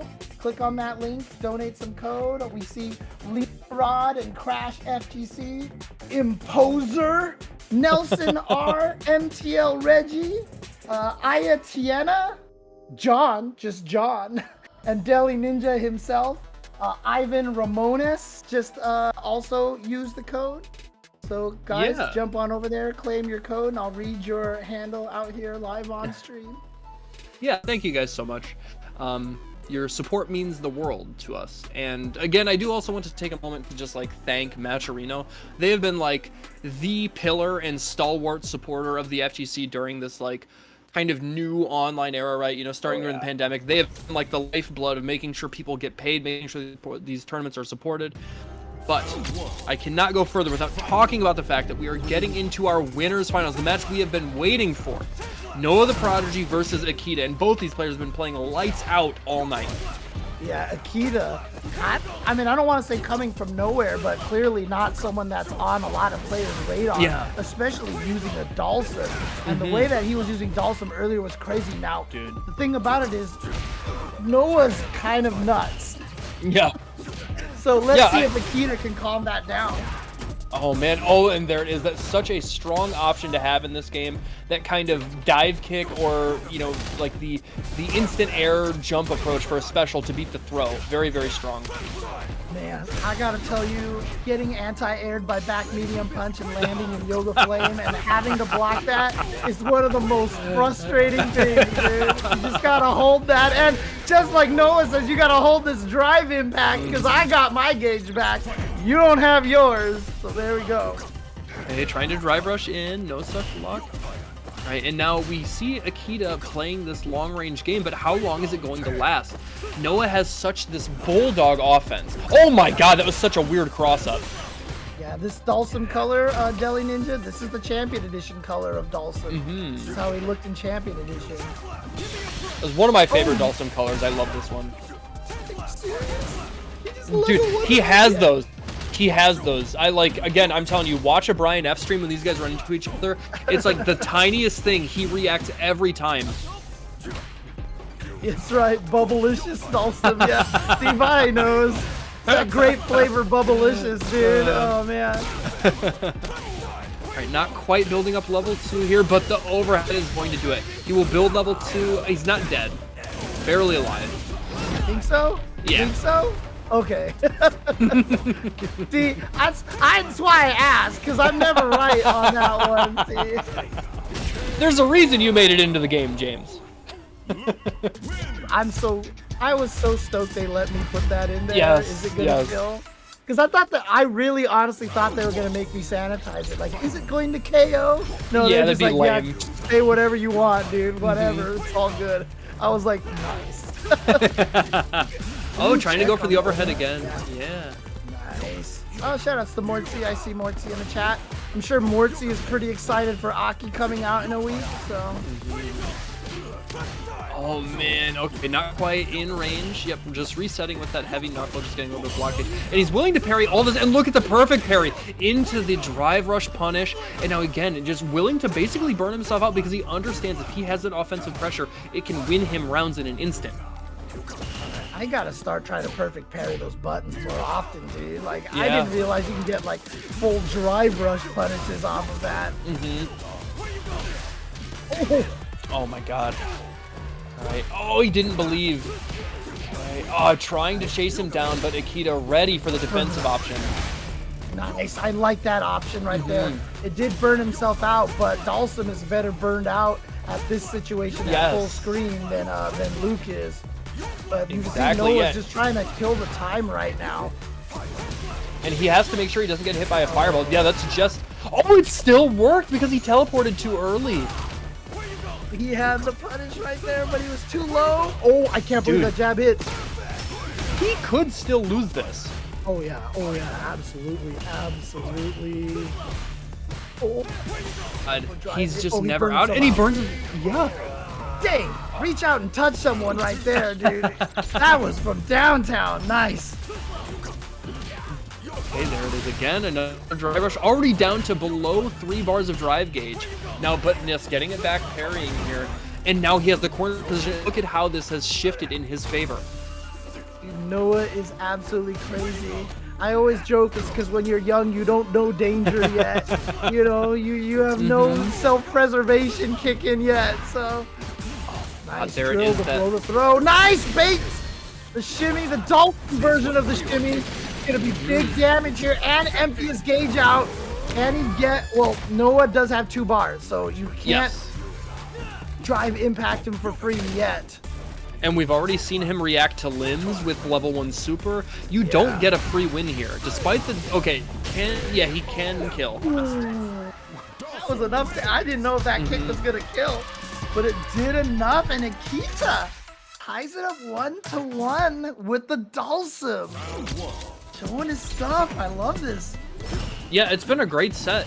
And again, we can't talk enough about the fact that like Dhalsim is not a highly represented character, so we have to wonder what kind of experience these other Shoto players have against this matchup. Well, I mean, the fact that Noah is intentionally trying to perfect parry these limbs and get that drive rush kill clearly shows he has some experience with the Dhalsim matchup. Oh, drops his combo. All right, but immediate back throw. Gotta be careful because Noah's almost burned himself out. He went for the drive impact. Akita not ready for this big damage, level 1. Not enough to kill though. What did Akita do on wake up? I mean, I didn't see a counter hit or anything, so I think he was just blocking. I think he was just respecting a meaty. Look at these players, 2,071 points, 2,023 points. Dude, that's so much. I love the fact that Akita is literally playing in 2023 right now. Oh, yeah. Appropriate here. Oh, nice spacing. Oh, that was such a sick setup. Oh, he dropped it, but you know what? The American reset. Let's go, baby. Perfect for Akita in response. Yeah. Wow. I really, really love that last sequence that led to the shimmy. I had actually like never seen that. You know, he had gone, essentially it was baiting the throw off of the frame kill fireball. Because in that instance, you know, you're worried about blocking the fireball, so you just hold back and then you get thrown. And then he did the next layer and went for the TK drill. I love that Noah had that all scoped out. That head roll and the teleport, he just held up forward. And he had pressure on Dhalsim for free. I am definitely feeling that in the future. Here we go to Memphis and almost the victory to a 2-1 victory here.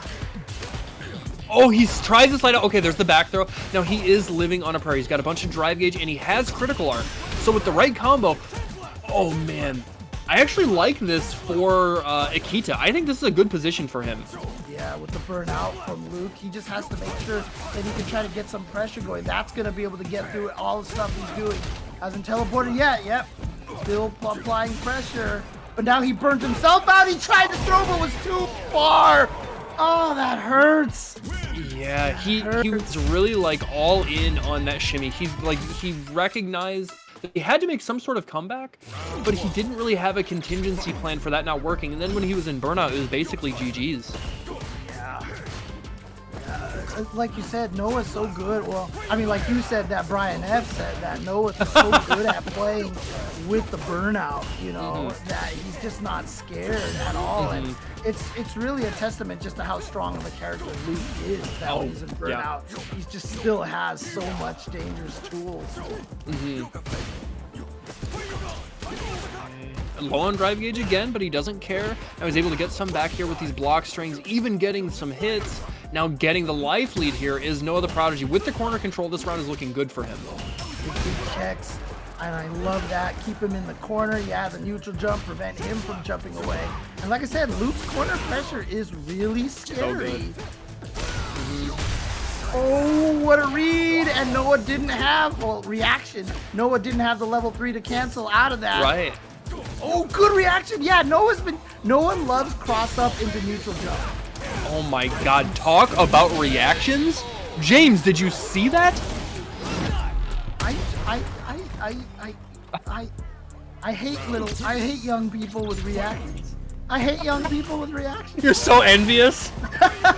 I'm so jealous. Oh my God. Oh my God. Ugh. Like, what a turnaround. That's all it took. And like, that also just really calls back to his confidence. Confidence in his reactions, understanding that he's like, okay, I know that I can do this, and I understand that if I use this option and react accordingly, it is going to give me the advantage. So I'm going to go for it. I'm not going to second guess myself or anything. And look at this, how perfect to seal the deal and put Akita down into losers. That means Noah is going to be seated on grand finals winner's side. Yeah, guaranteed, a minimum of 40 points, I believe. Mm-hmm. So sitting pretty right there, but I mean, nicely done to Akita. Akita, I mean, like I said, really kind of coming out here and surprising a lot of people. So yeah, I want to see him keep going over here.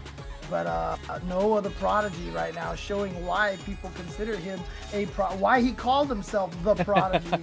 So yeah. I wonder really, if he called himself, or was that just like people started calling him that when he was at Evo? You know, I think that might have been the case. Well, you know what? Here's the thing. Here's what I'll say. You heard it here first, chat. If he's the winner tonight and we interview him, we're gonna ask him about it. Okay, fair enough. Because I mean, look, people don't remember, but PR Balrog, when he got top 8 at the 2009, the famous Daigo versus Justin Street Fighter 4 tournament, he came out of nowhere. Nobody knew who he was, and he entered the tournament as VVV Scrub. That was his name. His handle was VVV Scrub, and everyone's like, "Who's this Puerto Rican Balrog? Oh, it's the Puerto Rican Balrog. Puerto Rican Balrog's up. This Puerto Rican Balrog's playing really well." And then he became PR Balrog. And he didn't have any control over that. And then, we have the Marvel player, Potter, right? You can blame that one on Alex Vai himself.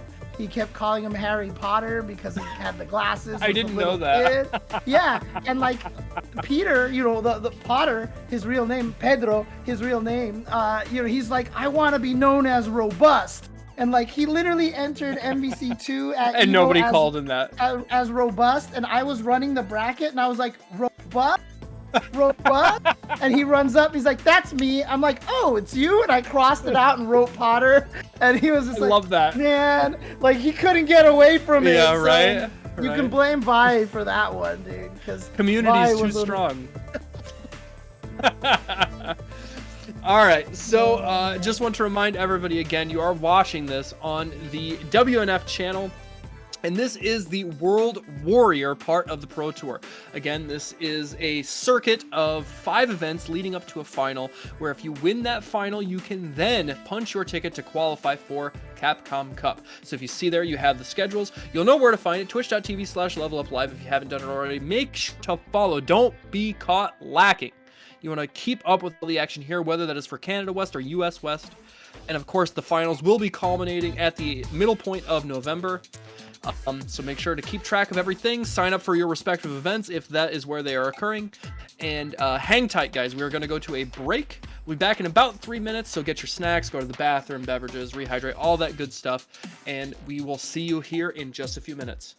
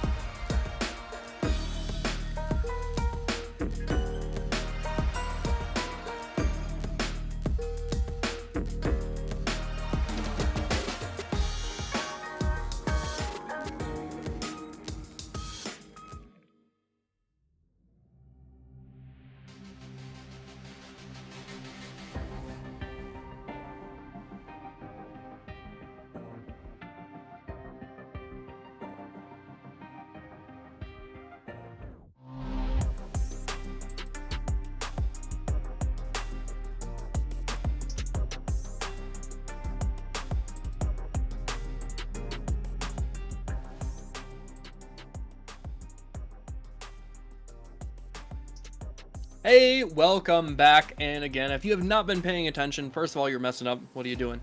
But this is WNF World Warrior 2023 US West 3, and we are getting down to the nitty gritty. Now, before we get to those matches, I have to remind you guys, I again am Mr. Mistopheles, joined by none other than James Chen. And just like I was saying, if you are not paying attention, you are lacking, because these matches tonight have been incredible. We have seen some of the very best from the West Coast getting eliminated earlier on in the bracket. Some of the people you might even expect didn't even make top 8. And we are getting closer to crowning our champion. Now, maybe we can take a look at the bracket here and see what match we have coming up next. Yep, it looks like we are going to be playing, it's going to be Chris T going up against 801 Strider. And so whoever wins this will be fighting Akita. We just saw Akita go down 3-1 against Noah the Prodigy. And what's interesting about that, right, is like we saw Noah the Prodigy dismantle pretty convincingly 801 Strider 3-1. But then similarly, Akita dominated Filipino Man 3-0. And so to see these kind of titans of their side of winner side bracket meet up, and then Noah the Prodigy has such a convincing win like that. We haven't really seen a Dulcim player in the States really show up in this kind of way that Akita is so far. Yeah. It's pretty surprising. So I'm really interested to see if Akita can make it back for a run back, and maybe how he'll kind of adjust things from there, but we'll get into it in a second.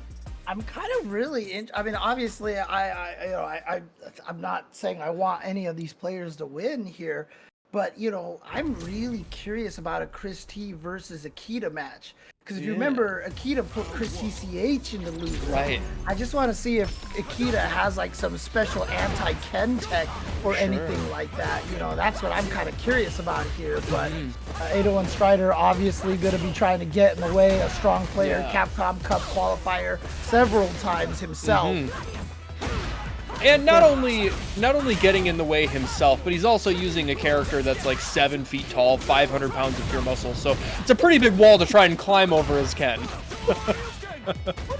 Hear me by Chris T. That was so disgusting. And I love that air reset into the meaty fireball as well. Oh, yep, you see right there. There is a 1-frame gap between crouching medium kick and the medium Jinrai. Yeah. That if you do get the drive impact out in between, you will punish Ken. Unless he has a level 3, there's nothing he could do about that one.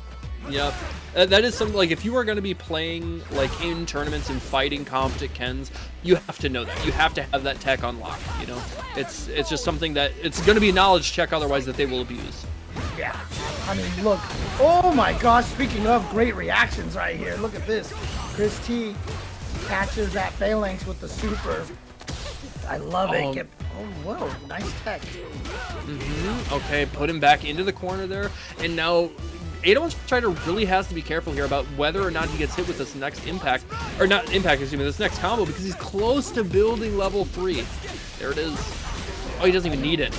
Yeah, he doesn't have to spend a single bar of that super, and he's going to get the kill over here. Tie it up 1-1. Buffering, you could see he was waiting for that fireball. No such luck. There's the cross up from Chris T. And now another, 6-piece combo, put him back in the corner, and this pressure is unrelenting.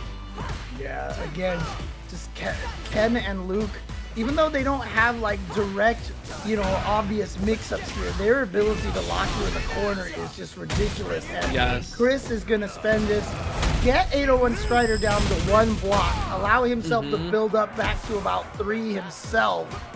Now he's going to try to burn him out here. That's why he's spending all this gauge. Does get the burnout and the chip. This is dead situation because he's just going to cancel right into the super. Doesn't even need it. The DP will do it by itself. That last sequence, my friends, is a great lesson in situational awareness. He understood in that moment that was a real safe jump. He could go for that block string that was a guaranteed kill at the end. You gotta have stuff like that. Oh my god, look at the damage. Yeah, he's dead. You died. Yeah, that's it. 2 touch. Yep. Jesus. That's what Marisa does, man. Dude, that's what she does. That was so crazy. He bet wrong. I guess, I don't know, there's maybe an argument to be made that like it was mostly his fault for betting wrong on 2 ODDPs, but my god. Sometimes you gotta just say, you know what? He's not gonna expect 2 in a row, and then Marisa's like, yes, I am, because then I get to 2-touch you. Yes. Cool. Imagine, if you will, you guess wrong twice, and I just win. Oh, back throw towards the corner. Poking at each other right here in the middle of the screen. Nice jump to blow up the drive rush, and that should be able to finish the round off. And once again, doing it without a single bar spent. So here we go, 3rd round here in game number 2. Yeah, there was all that patience from both of them about the midpoint of that round. You know, like you said, they're poking at each other, trying to jockey for position, and then all of a sudden, Chris T had a read that just blew up in 801 Strider's face. That's all it takes with a character like Ken. Very explosive. Yep. Especially too, because even if 801 Strider spotted that jump, it's not like Marisa has an uppercut. Maybe she could have went to the Gladius to absorb it, but okay. I was about to say, I thought he had that, but he didn't, and now this is really risky here because he has no meter. This is no, he didn't do level 3 into drive impact. I guess he was worried about the reverse drive impact, the counter drive impact. He let him out of the corner. Okay, there it is, the command grab. One more and he's dead. Yeah. And Chris does not have a lot of resources to work with here. Got 3 bars finally, and those phalanxes are risky from 801 Strider, honestly. Yeah. Oh, that's it right there. Doesn't even need a bar spent because Marisa is like, I am the super meter. Yeah, the physical embodiment of damage. All right, so that's going to be 1 apiece for both of them. Now, this point in the set is so important, right? You know, if you can get that 2-1 lead, I am sure that there are statistics to back it up, you know, what that means for the likelihood of you winning the match historically. But it just feels so good to have that advantage and put that little bit of extra pressure on your opponent. That's why they call it the rubber band match. It's so important to win this one right here, to take that lead. Just goes for the overhead, but that's going to be plus. Oh, again, here we go. Chris's reactions to the phalanx. Alright, fishing with that stand medium kick. Oh man, just buffering that stand light kick. It has been, for years, such a strong tool for Ken. Doesn't matter what game it is. Good whip punish, and we've got a burnt out Marisa here. This is very scary. Yeah, so you're just going to now just bully away. And that's going to do it again. Oh, I don't even know if he needed to spend a meter on that one. I think the regular DP might have just killed. I think so too, but you know what? He's still got a bar left. Who cares, right? Yeah. Oh man, betting it there with that charged punch. There it is, the forward throw. And now we've got about a 20% life lead from Strider, but more importantly, he has the corner control. Oh, but what jump timing to get over the Gladius, and then of course Ken with the free side switch, even when burned out, doesn't need an OD gauge or anything. What a character.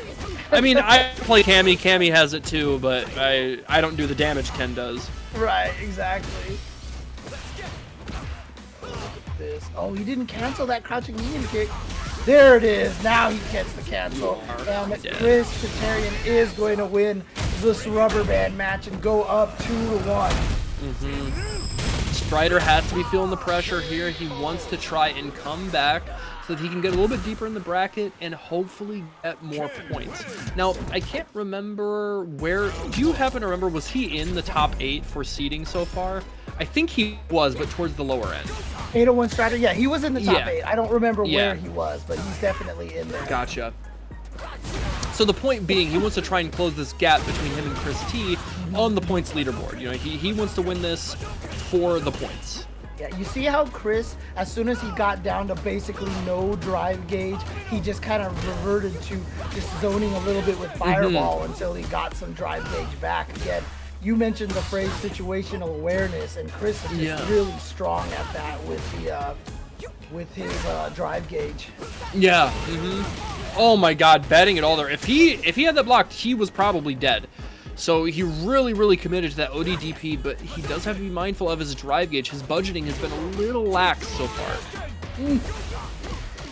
Oh, okay, just a wake-up jabs with the check, and it works. Dead. Odie scoot him, and now one mix-up away from being able to take this with the drive. Oh my! What?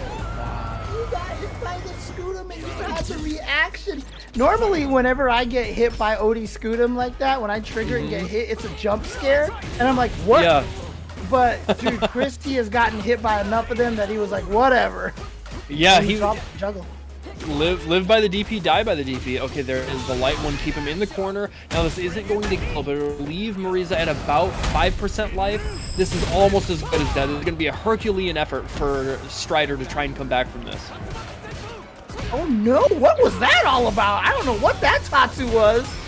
Because oh boy, you don't. Okay, but he's got drive gauge. He's got drive gauge. Yeah.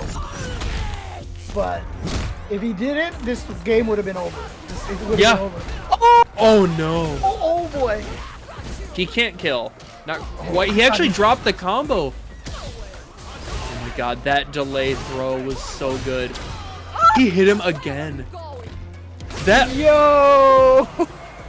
the balls on this man. I cannot believe he went for two, like, frankly, very reactable drive impacts, but that is the pressure that you feel when you are just bogged down with all these options and you're worried about giving him the comeback. You're worried about him winning this round. Now look at this momentum shift. Yeah, it was trying to spill in it, but Chris is like, you know what? Wake up, Super. Get me the hell out of here. Get me the hell out of here. Oh, he tried to scoop him, but again, that's the problem with Marisa. She doesn't have a way to get away from throws on wake up. She doesn't have an anti-throw wake up.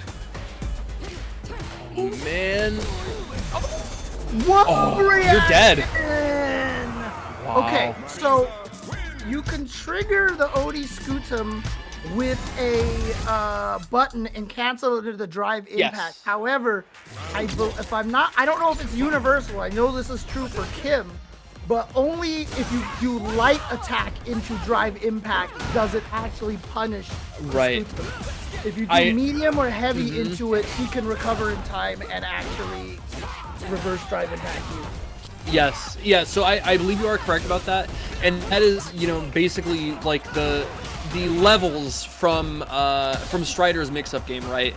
It's like otherwise her the Odie Scootum is recovering fast enough that she can just get a punish on that. So you have to already see it to change your adaptation.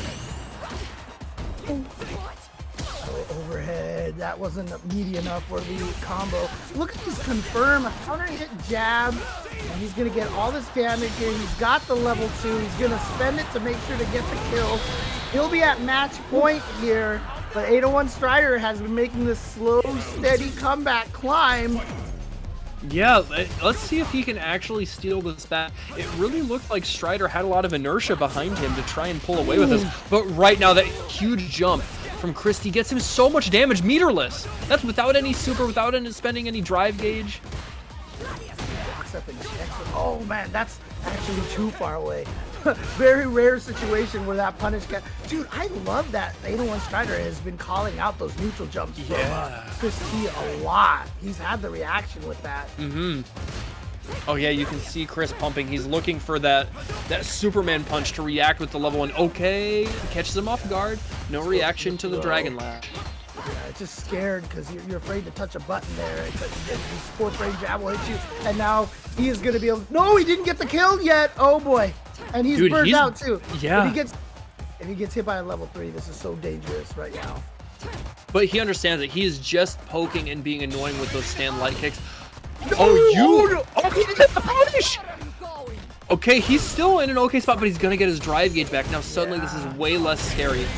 Oh my god, that was cheap. That was so cheap. Strider got really greedy. He went for the full charge heavy punch off of blocking that level 1 super from Ken. I don't know if he's done that punish before and he knows that worked and he was late or something like that, or if he was just like, I need this hit and wasn't 100% sure. But unfortunately that cost it, because if he just did something into level 3 and then he would have been in the corner, and then if he could sneak in another drive impact like he did, he might have been able to win that round. So yeah, it was like I think you really hit it. It's like the I wouldn't even say it's greed, right? He's just trying to be optimal with that charged heavy punch. And like that was the best way for him to make that comeback because he was at a pretty big life deficit. But unfortunately, it did bite him, and that means he is bowing out. Chris T will take that 3-2, but you know he's still in a good spot. I see production let us know that Strider has 45 points. So whatever he gets here today for placing anything that's like 4th or 5th, that's going to cement him a little bit further because we did have a couple of people who didn't show up today, whether that was they didn't make top 8 or maybe they didn't enter the tournament. Whatever it is, he becomes a little more comfortable in that position. But that means Chris T moves on, and we get to see the match you were talking about, Chris T versus Akita. Oh, yeah, that's Tell me about it. What do you think? What are your predictions for this match? So what's interesting about this is, like I said, we didn't get to see this match on stream, but Akita did beat Chris CCH in that matchup, and we know Chris CCH, obviously a very strong Ken.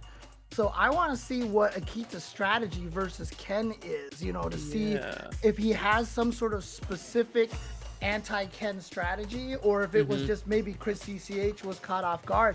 Maybe it's a situation where Chris Tatarian, where Chris T was just like, no, this isn't gonna work. So right. You know, I'm really curious to see how this is gonna go, and I don't know how often these two have played each other, right? I mean, I really don't know how many of these tournaments Akita has been entering here for Street Fighter 6. Look at an empty jump to avoid the back medium punch.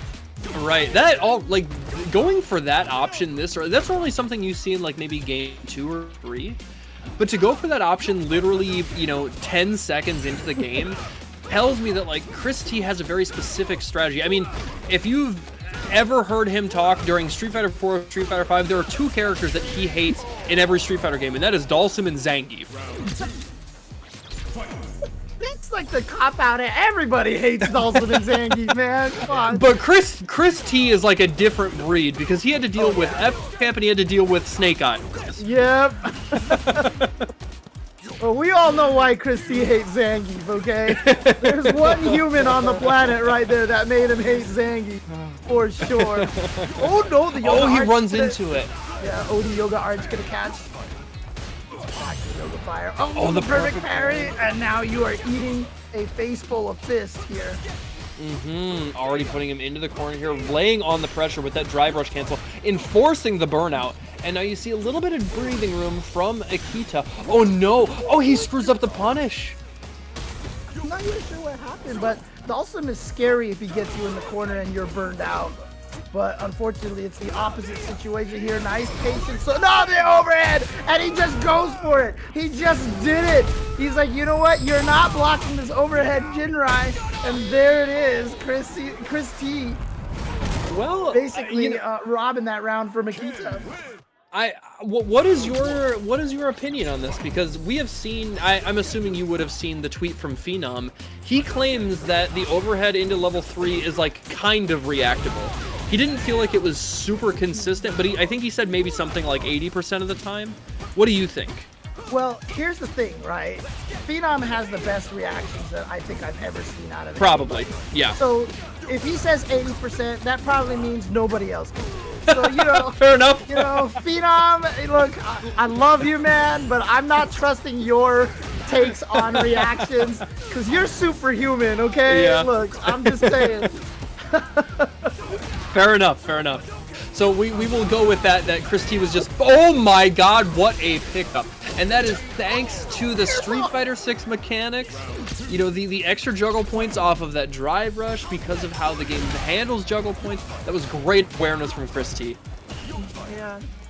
It was so sick. Akita was doing such a good job that fight, and then Chris just one big giant burst took off the rest of that fight. But again, Akita's been looking strong, but what a jumping timing by Chris to punish the standing medium kick, and now try to wake up with a drive parry, get thrown instead, catches him low. No, he's gonna get burned out, James. Oh, you're right. Okay, but you gotta be careful because he does have the level 3. He has at least the level 3. He just didn't believe. He saw the drive rush, and then he wasn't thinking about the impact anymore. Well, yeah, right, because in that instance, like, Ken can do drive rush into jab to bait it. Dalsim's level 3 is pretty slow on startup, so you can do drive rush, jab, bait it, and it's like, in that instant, it's a literal 50-50. You do have to guess it, and he just guessed wrong. Yep. I mean, smart stuff right there. I mean, it's literally, you know, just throw the razzle dazzle in front of his eyes. Yeah. You see the drive rush, and you're like, "Oop, better block the drive rush," and then all of a sudden, impact out of nowhere, and you're like, But yeah, it definitely seems like Chris does have a lot of knowledge in this matchup. Yes. But Akita, like, this is the classic case, right? Akita with the Dhalsim, look at the damage he's doing. He's looking like he's so annoying, like he can't do anything to Dhalsim. And then Chris touches him like twice and then he dies, right? Yeah. Okay, he's gonna be able to kill here. Spend a little bit of drive gauge, yep. And, oh, actually didn't have to spend any drive gauge at all. Close to building up 2 bars here too. So that means he will have some sort of recourse with level 2 if he needs it. That is like his reversal. Got him, but it wasn't a punish, so it didn't launch him. Doesn't matter. Oh, he's gonna get the juggle off of that, because yeah, it's a knockdown thanks to the drive rush. Standing was able to confirm into that knockdown, the better knockdown right there, the heavy kick follow-up. Oh! The shimmy, the Dhalsim shimmy. Yeah, Trying to go for another one, but a perfect parry from Chris. Yeah, Chris putting a stop to that very quickly with that perfect parry. He's got to try and make something happen here. He doesn't want to give Akita any like sort of offensive inertia to like keep that going and steal the round from him. Right. And he wants to try to shut this down right now, get to grand finals, try to get revenge against Noah, because he's at match point right now. Akita has to win this one to stay alive. Okay. That's the anti-throw, that drill right there. Yeah, unfortunately, even with the punish counter, though, he didn't have quite enough frame advantage from that height to be able to get a follow-up combo. So he got out of dodge, but didn't actually get a punish. That's twice now that Akita has gone for that throw after a shimmy after that teleport there, and Chris has not bit either time. There we go. Get some throws in there. Give Chris a reason to worry about, you know, the throws. Oh no. You hate to see it. Okay. Whoa. Bounced. Yeah, that was like a really interesting interaction that I have not really seen in this game. Okay, he's able. Dude, he was so ready. Oh, he challenged that to the... Oh, whoa! He's dead. Yeah, you're dead. That is more than enough damage because it's not going to scale at all. And now Akita breathing a little life into the Yoga Master. He will live to fight another day. Oh boy, oh boy. Oh, you're right. I got them bombs. I didn't recognize that he did the light dragon lash. Okay, yeah. I thought he did the heavy dragon lash. Good call, good call. I didn't catch that. Okay, put him. Man, already in the corner. Ken is so privileged. And yeah, just having that EX bust out anytime. Yeah. Yeah, oh, but you want to try and fight your way out of the corner? Nice try. Yeah, the problem is Chris keeps moving forward, and because of that, the drill keeps hitting at a range where he hasn't been able to get. Oh no, it's keeps bouncing! It's still coming! Yeah. One of the very unique changes they introduced with Street Fighter V to really differentiate how Dhalsim uses fireballs. Oh, bust out again, and now watch out for the drive-in. What a perfect parry, and he's gonna get. I love the setup, and now. Yeah, it's so scary situation here. Just chip him, and that was such a slow thing to do, but it worked. I got so scared. Oh, finally. Okay, here we go. Akita with the throw. Yep, another one. Yeah, this is the throw. You talked about it. You talked about it a couple games ago now. It's like he hadn't really given Chris T any reason to be worried about the shimmy. You know, he's letting him get away with a lot of parries, a lot of blocking. Now he's starting to introduce this throw, and look how it's paying off. Whoa! And the level 3, so he can build up his drive gauge. I like this strategy. This has turned around so big for Akita. Yeah, there is a little bit of inexperience right there from Chris, forgetting that the OD Yoga Arch is gonna bounce back, and so every time he's gotten past it, he's like, "Oh, I'm good," but then it just comes back, and Akita ties it up 2-2. Here we go. Yeah, I honestly, it really looked like Chris had this figured out from the gun. You know, from the moment it said fight, it looked like he had this figured out, and Akita was just really struggling to keep him off of him, to utilize his long-range limbs. But now things have turned around, and I think one of the, like, there are two key changes, right? One being that he's starting to use throws more. It's paying off in a huge way. He's able to get a lot of this drive gauge damage. He's making him, you know, second guess when he wants to go for a parry, whatever. But the other one too is he's starting to use those the OD Yoga Arch in these more interesting, maybe less predictable spaces, and it's making Chris kind of forget about it and overextend in ways that are allowing for these like unique combos. Yeah. And to get that kind of damage advantage as well as offensive pressure for Dalsim has really shifted things to where now suddenly it's tied up 2 apiece.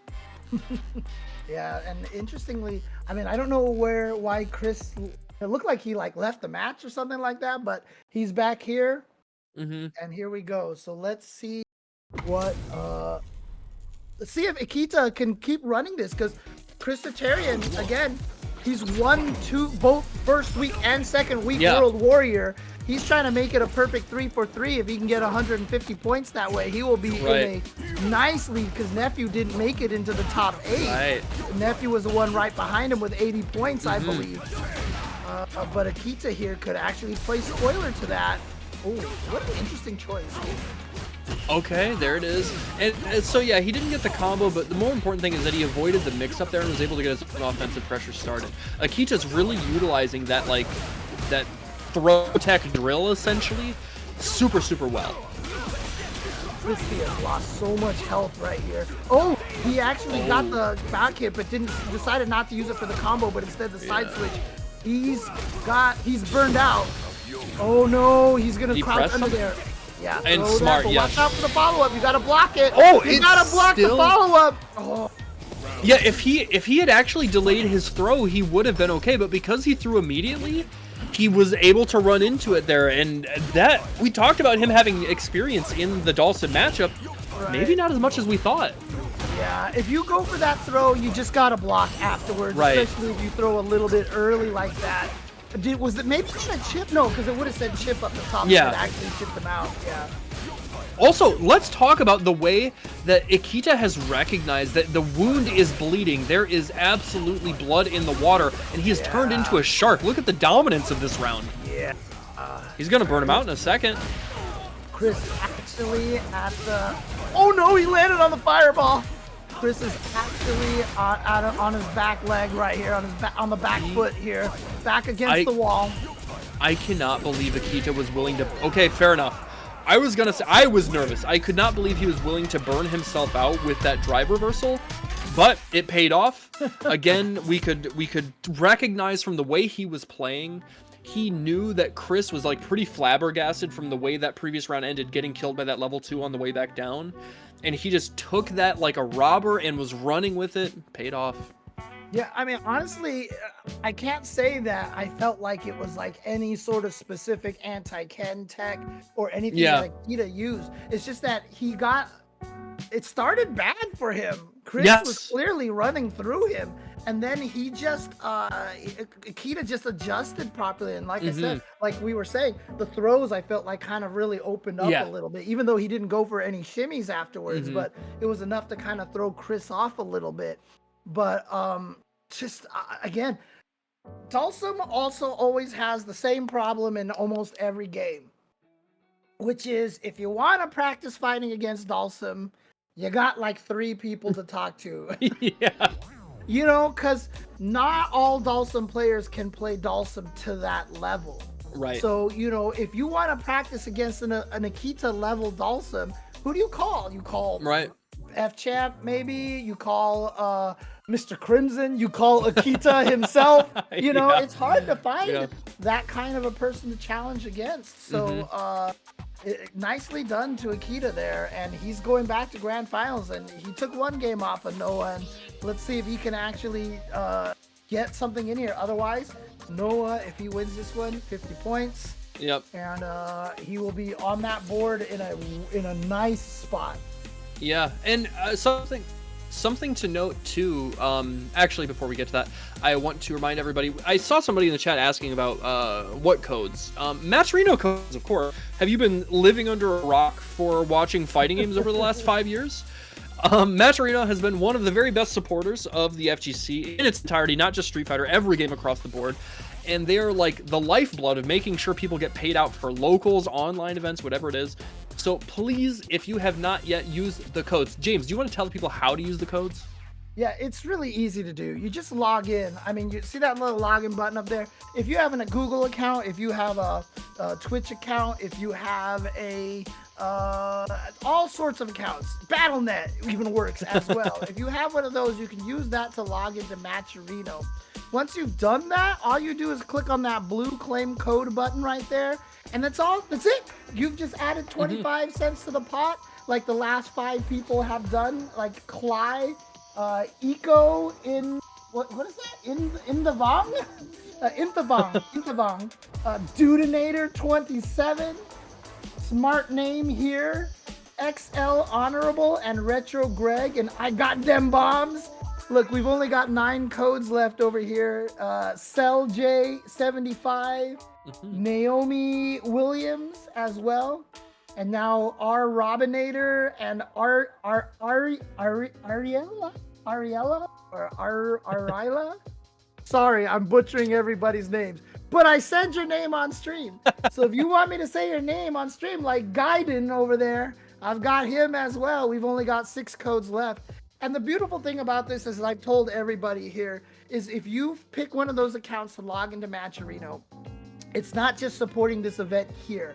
All these events run Matcherino, and it's the same thing. You go in there, you click claim code, you add 25 cents to the pot, just like that. At basically no cost to yourself.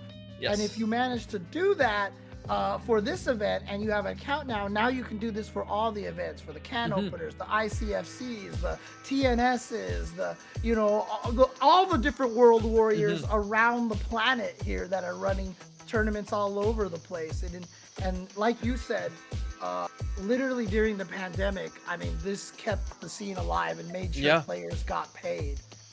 I could get into super details about this because you can't charge entry fees for online tournaments because 7 states out there, it's illegal. It's considered gambling. And so if we actually charge entry fees to feed to a pot here, you'd have to basically exclude 7 states. Right. And it's just weird. People are going to VPN, and it's just all this stuff. So you can't award prize monies the same way you would with offline tournaments. Matcherino has allowed us to give prizes to people in a different means. Yes. And it's been such a useful tool to have. Yeah, very, very, very well said. And so just one more time, thank you guys for everybody who has supported. If there are still codes, please do go ahead and use them. It'd be cool. I think we were at like $42 as we're getting ready to show you guys this amazing grand final set between Noah and Akita, the run back as it were from winners final. 4 codes left. Yep, 4 codes left. Cool. We're close. Shout outs to Holes McGinty and Frostysaurus as well. I love these handles, dude. I've had to say some really questionable handles on here, but you know what? That's the price that I have to pay for you guys contributing to the pot. So yes, in short, I want to see, can we get up to $50 to make sure that there is pretty decent, chunk of change between these 2 players. But we will be getting into that in just a second. So please, hang tight. We're going to go to a break before we get to the grand finals. Go ahead and use up the codes. Take the time to go to the bathroom, get some snacks, whatever it is. You've heard the spiel before. It's the same thing. Meet back here in a few minutes. We will catch you guys then.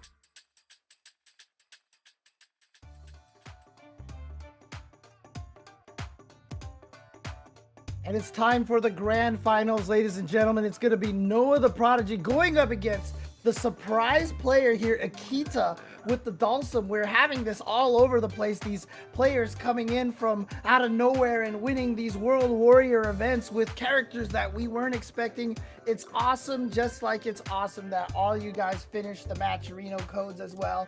We even got a direct contribution from Lurker Spine once again to get it up to $50 exactly as you asked for, Mr. Mistopheles. But we are here to bring you the grand finals. Are you ready for this, man? Are you ready? Oh, yes. I am so excited. Honestly, like seeing this opportunity for, the run back in winners finals, I'm really hoping that we can watch Akita get like, just have the adaptation, right? Like I want to see how he's adjusted because if we remember, watching in winners finals, even though it was 3-1, there were a bunch of those rounds that were like pretty close, because we have seen the trend of Noah the Prodigy being willing to burn himself out really, really early. And against a character like Dulcim, that can be tricky. Now, it did work out in his favor, but is that going to pay off in the long haul? Let's see. Yeah, and shout out to Smart Name here for another $10 donation. Wow. Getting our prize pool up to $60. Let's go. Yeah, thank you so much, guys. So let's see if Akita can get any sort of adjustment. Yeah, a lot of the players have been calling out that teleport to the other side off of the head roll. That is the weakness of it. It is very punishable. But, the idea from Akita is that he's just trying to get out of the corner. He'll take that TP. Now, we have seen Noah the Prodigy perfect parry a lot of the limbs from Akita. So Akita's going to have to maybe try to throw out different limbs, different timings and such. Wow. Wow, yeah. Yeah, level 1, smart. Burn him out. Now, you do have to be careful. We have already seen, he is willing to use those level 1s to react. Oh my god, he put himself back in the corner. That ran out of life. He got him. Okay. Oh my gosh. I almost thought Noah was going to make it through that somehow, Ooh. The plot armor's too thick.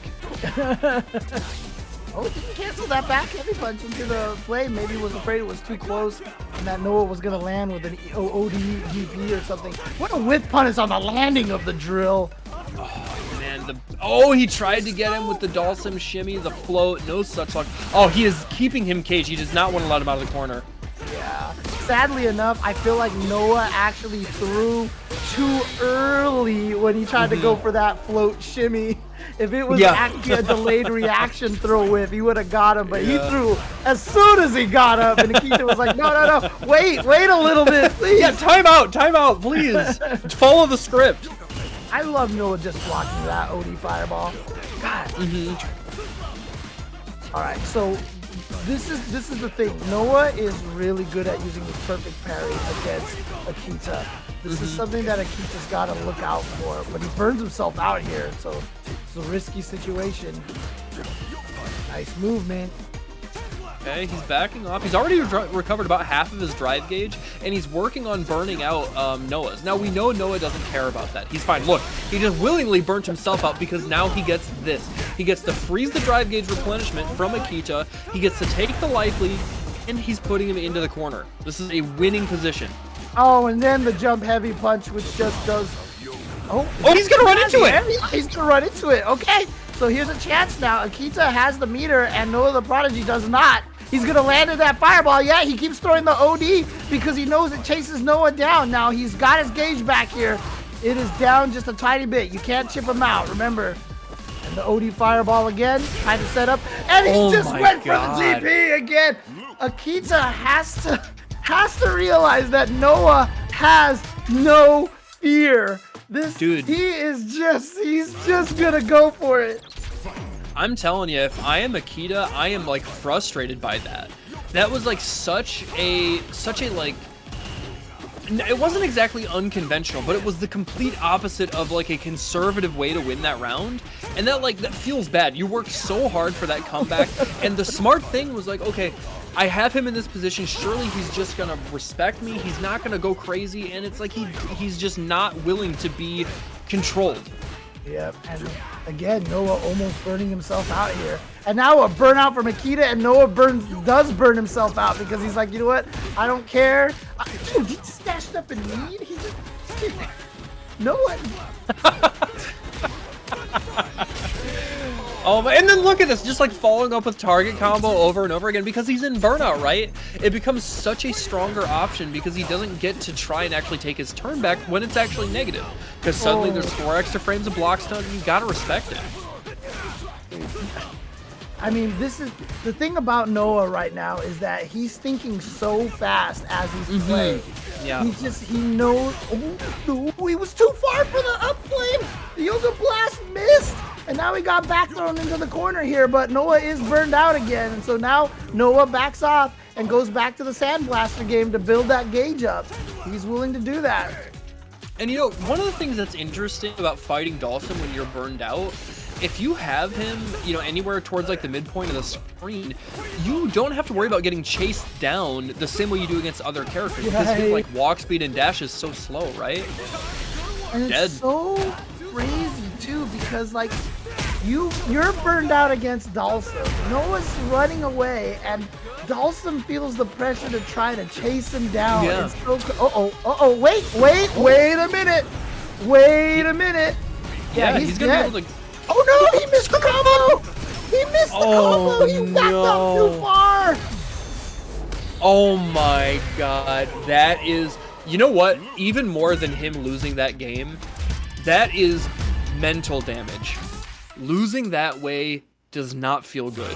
And I will be shocked if he is willing to like put that out of his mind and play this game with like the kind of composure that he needs.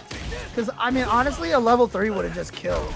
He went for the optimal. Yeah. He went for the optimal combo. It might have been able to kill without spending the level 1 afterwards at the end. So he wanted to see, and that is the right combo you're supposed to do because they're supposed to all into it. They even teach you that combo in the trial mode as well. Oh, and he has the right punish. He recognized he was in burnout, so he had to go with the crouch jab for the 4 frame. I like the awareness there. You know, again, you talked about it. You're talking about Noah just thinking incredibly fast while he plays. That is one of those moments that is showing that in spades. Boy, okay, pushing him away. Nice check on that drive rush, and then just getting caught by the step. Drive rush into ODDP. Dude, So Noah. strong. He basically plays like he has drive gauge the entire fight.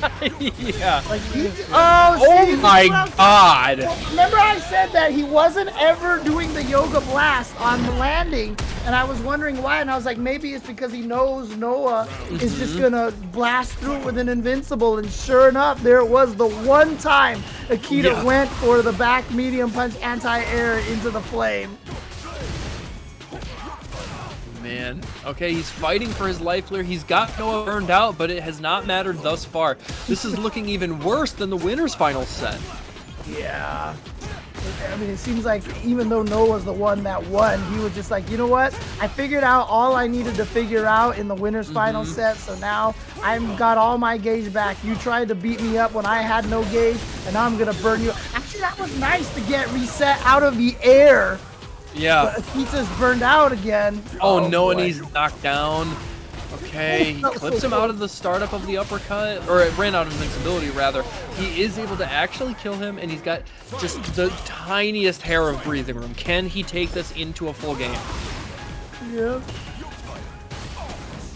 All right, going for the OD arch, knockdown, go for a setup, and he still doesn't run into it. Choosing to OD DP at the right time, making sure the invincibility gets him through the recovery of that fireball.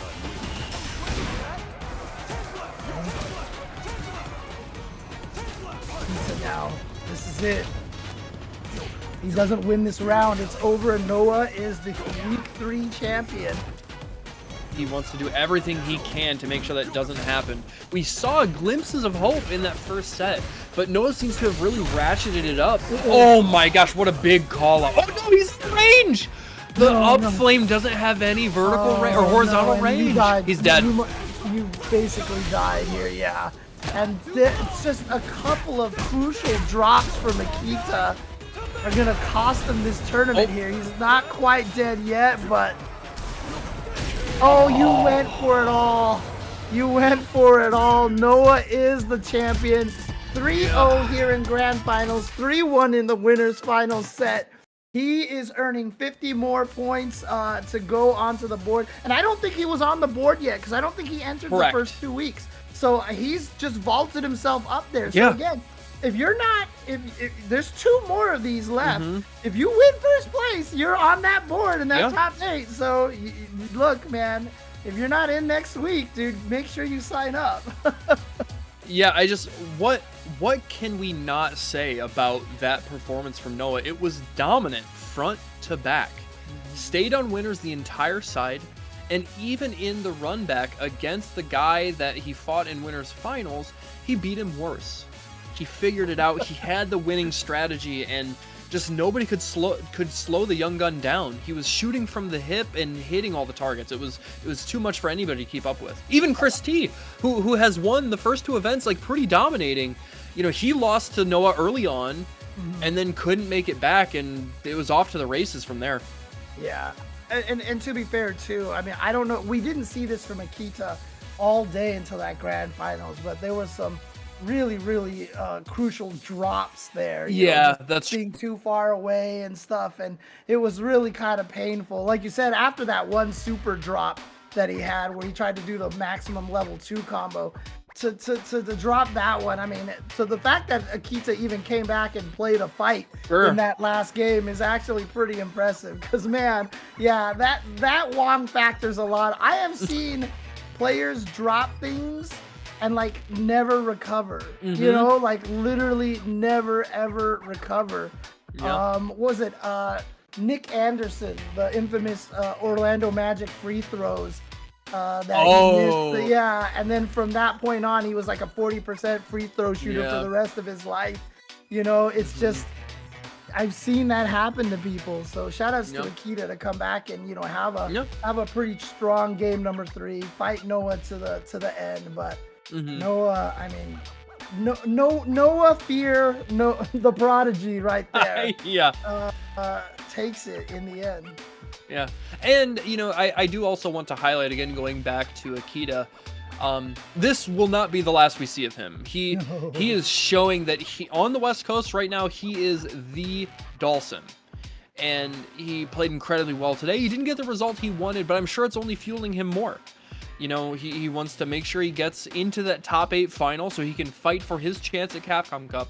So he will do the homework, he'll review the tapes, and I'm certain he will make the adjustments. But it's been a great tournament so far. We will have an interview with the winner for you guys. So I think what we're going to do is cut to a quick break to make sure that we can get everything done on the production side to make sure that it looks pretty, sounds good, all that kind of stuff. So if you guys want to hang tight and again, need to use the restroom, get beverages, snacks, whatever it is, we'll be back in a few minutes with an interview with Noah the Prodigy, the young gun himself, and we'll figure out how he does it, how he is so dominant and just puts the hurt on everybody. Doesn't matter if you've been playing for 10 years, 20 years, or if this is your new game. He's going to treat you all the same. He's going to put you on the ground. Look, on my way to get to master in with Kimberly in Street Fighter 6, I had like this big old like 11-12 game win streak, and then I ran into Noah the Prodigy, so he put me down too. He put me down too, dude. He took my streak. Still bitter about that. I'll talk to him about that in the interview. So don't go anywhere, guys. We'll be right back. Yep.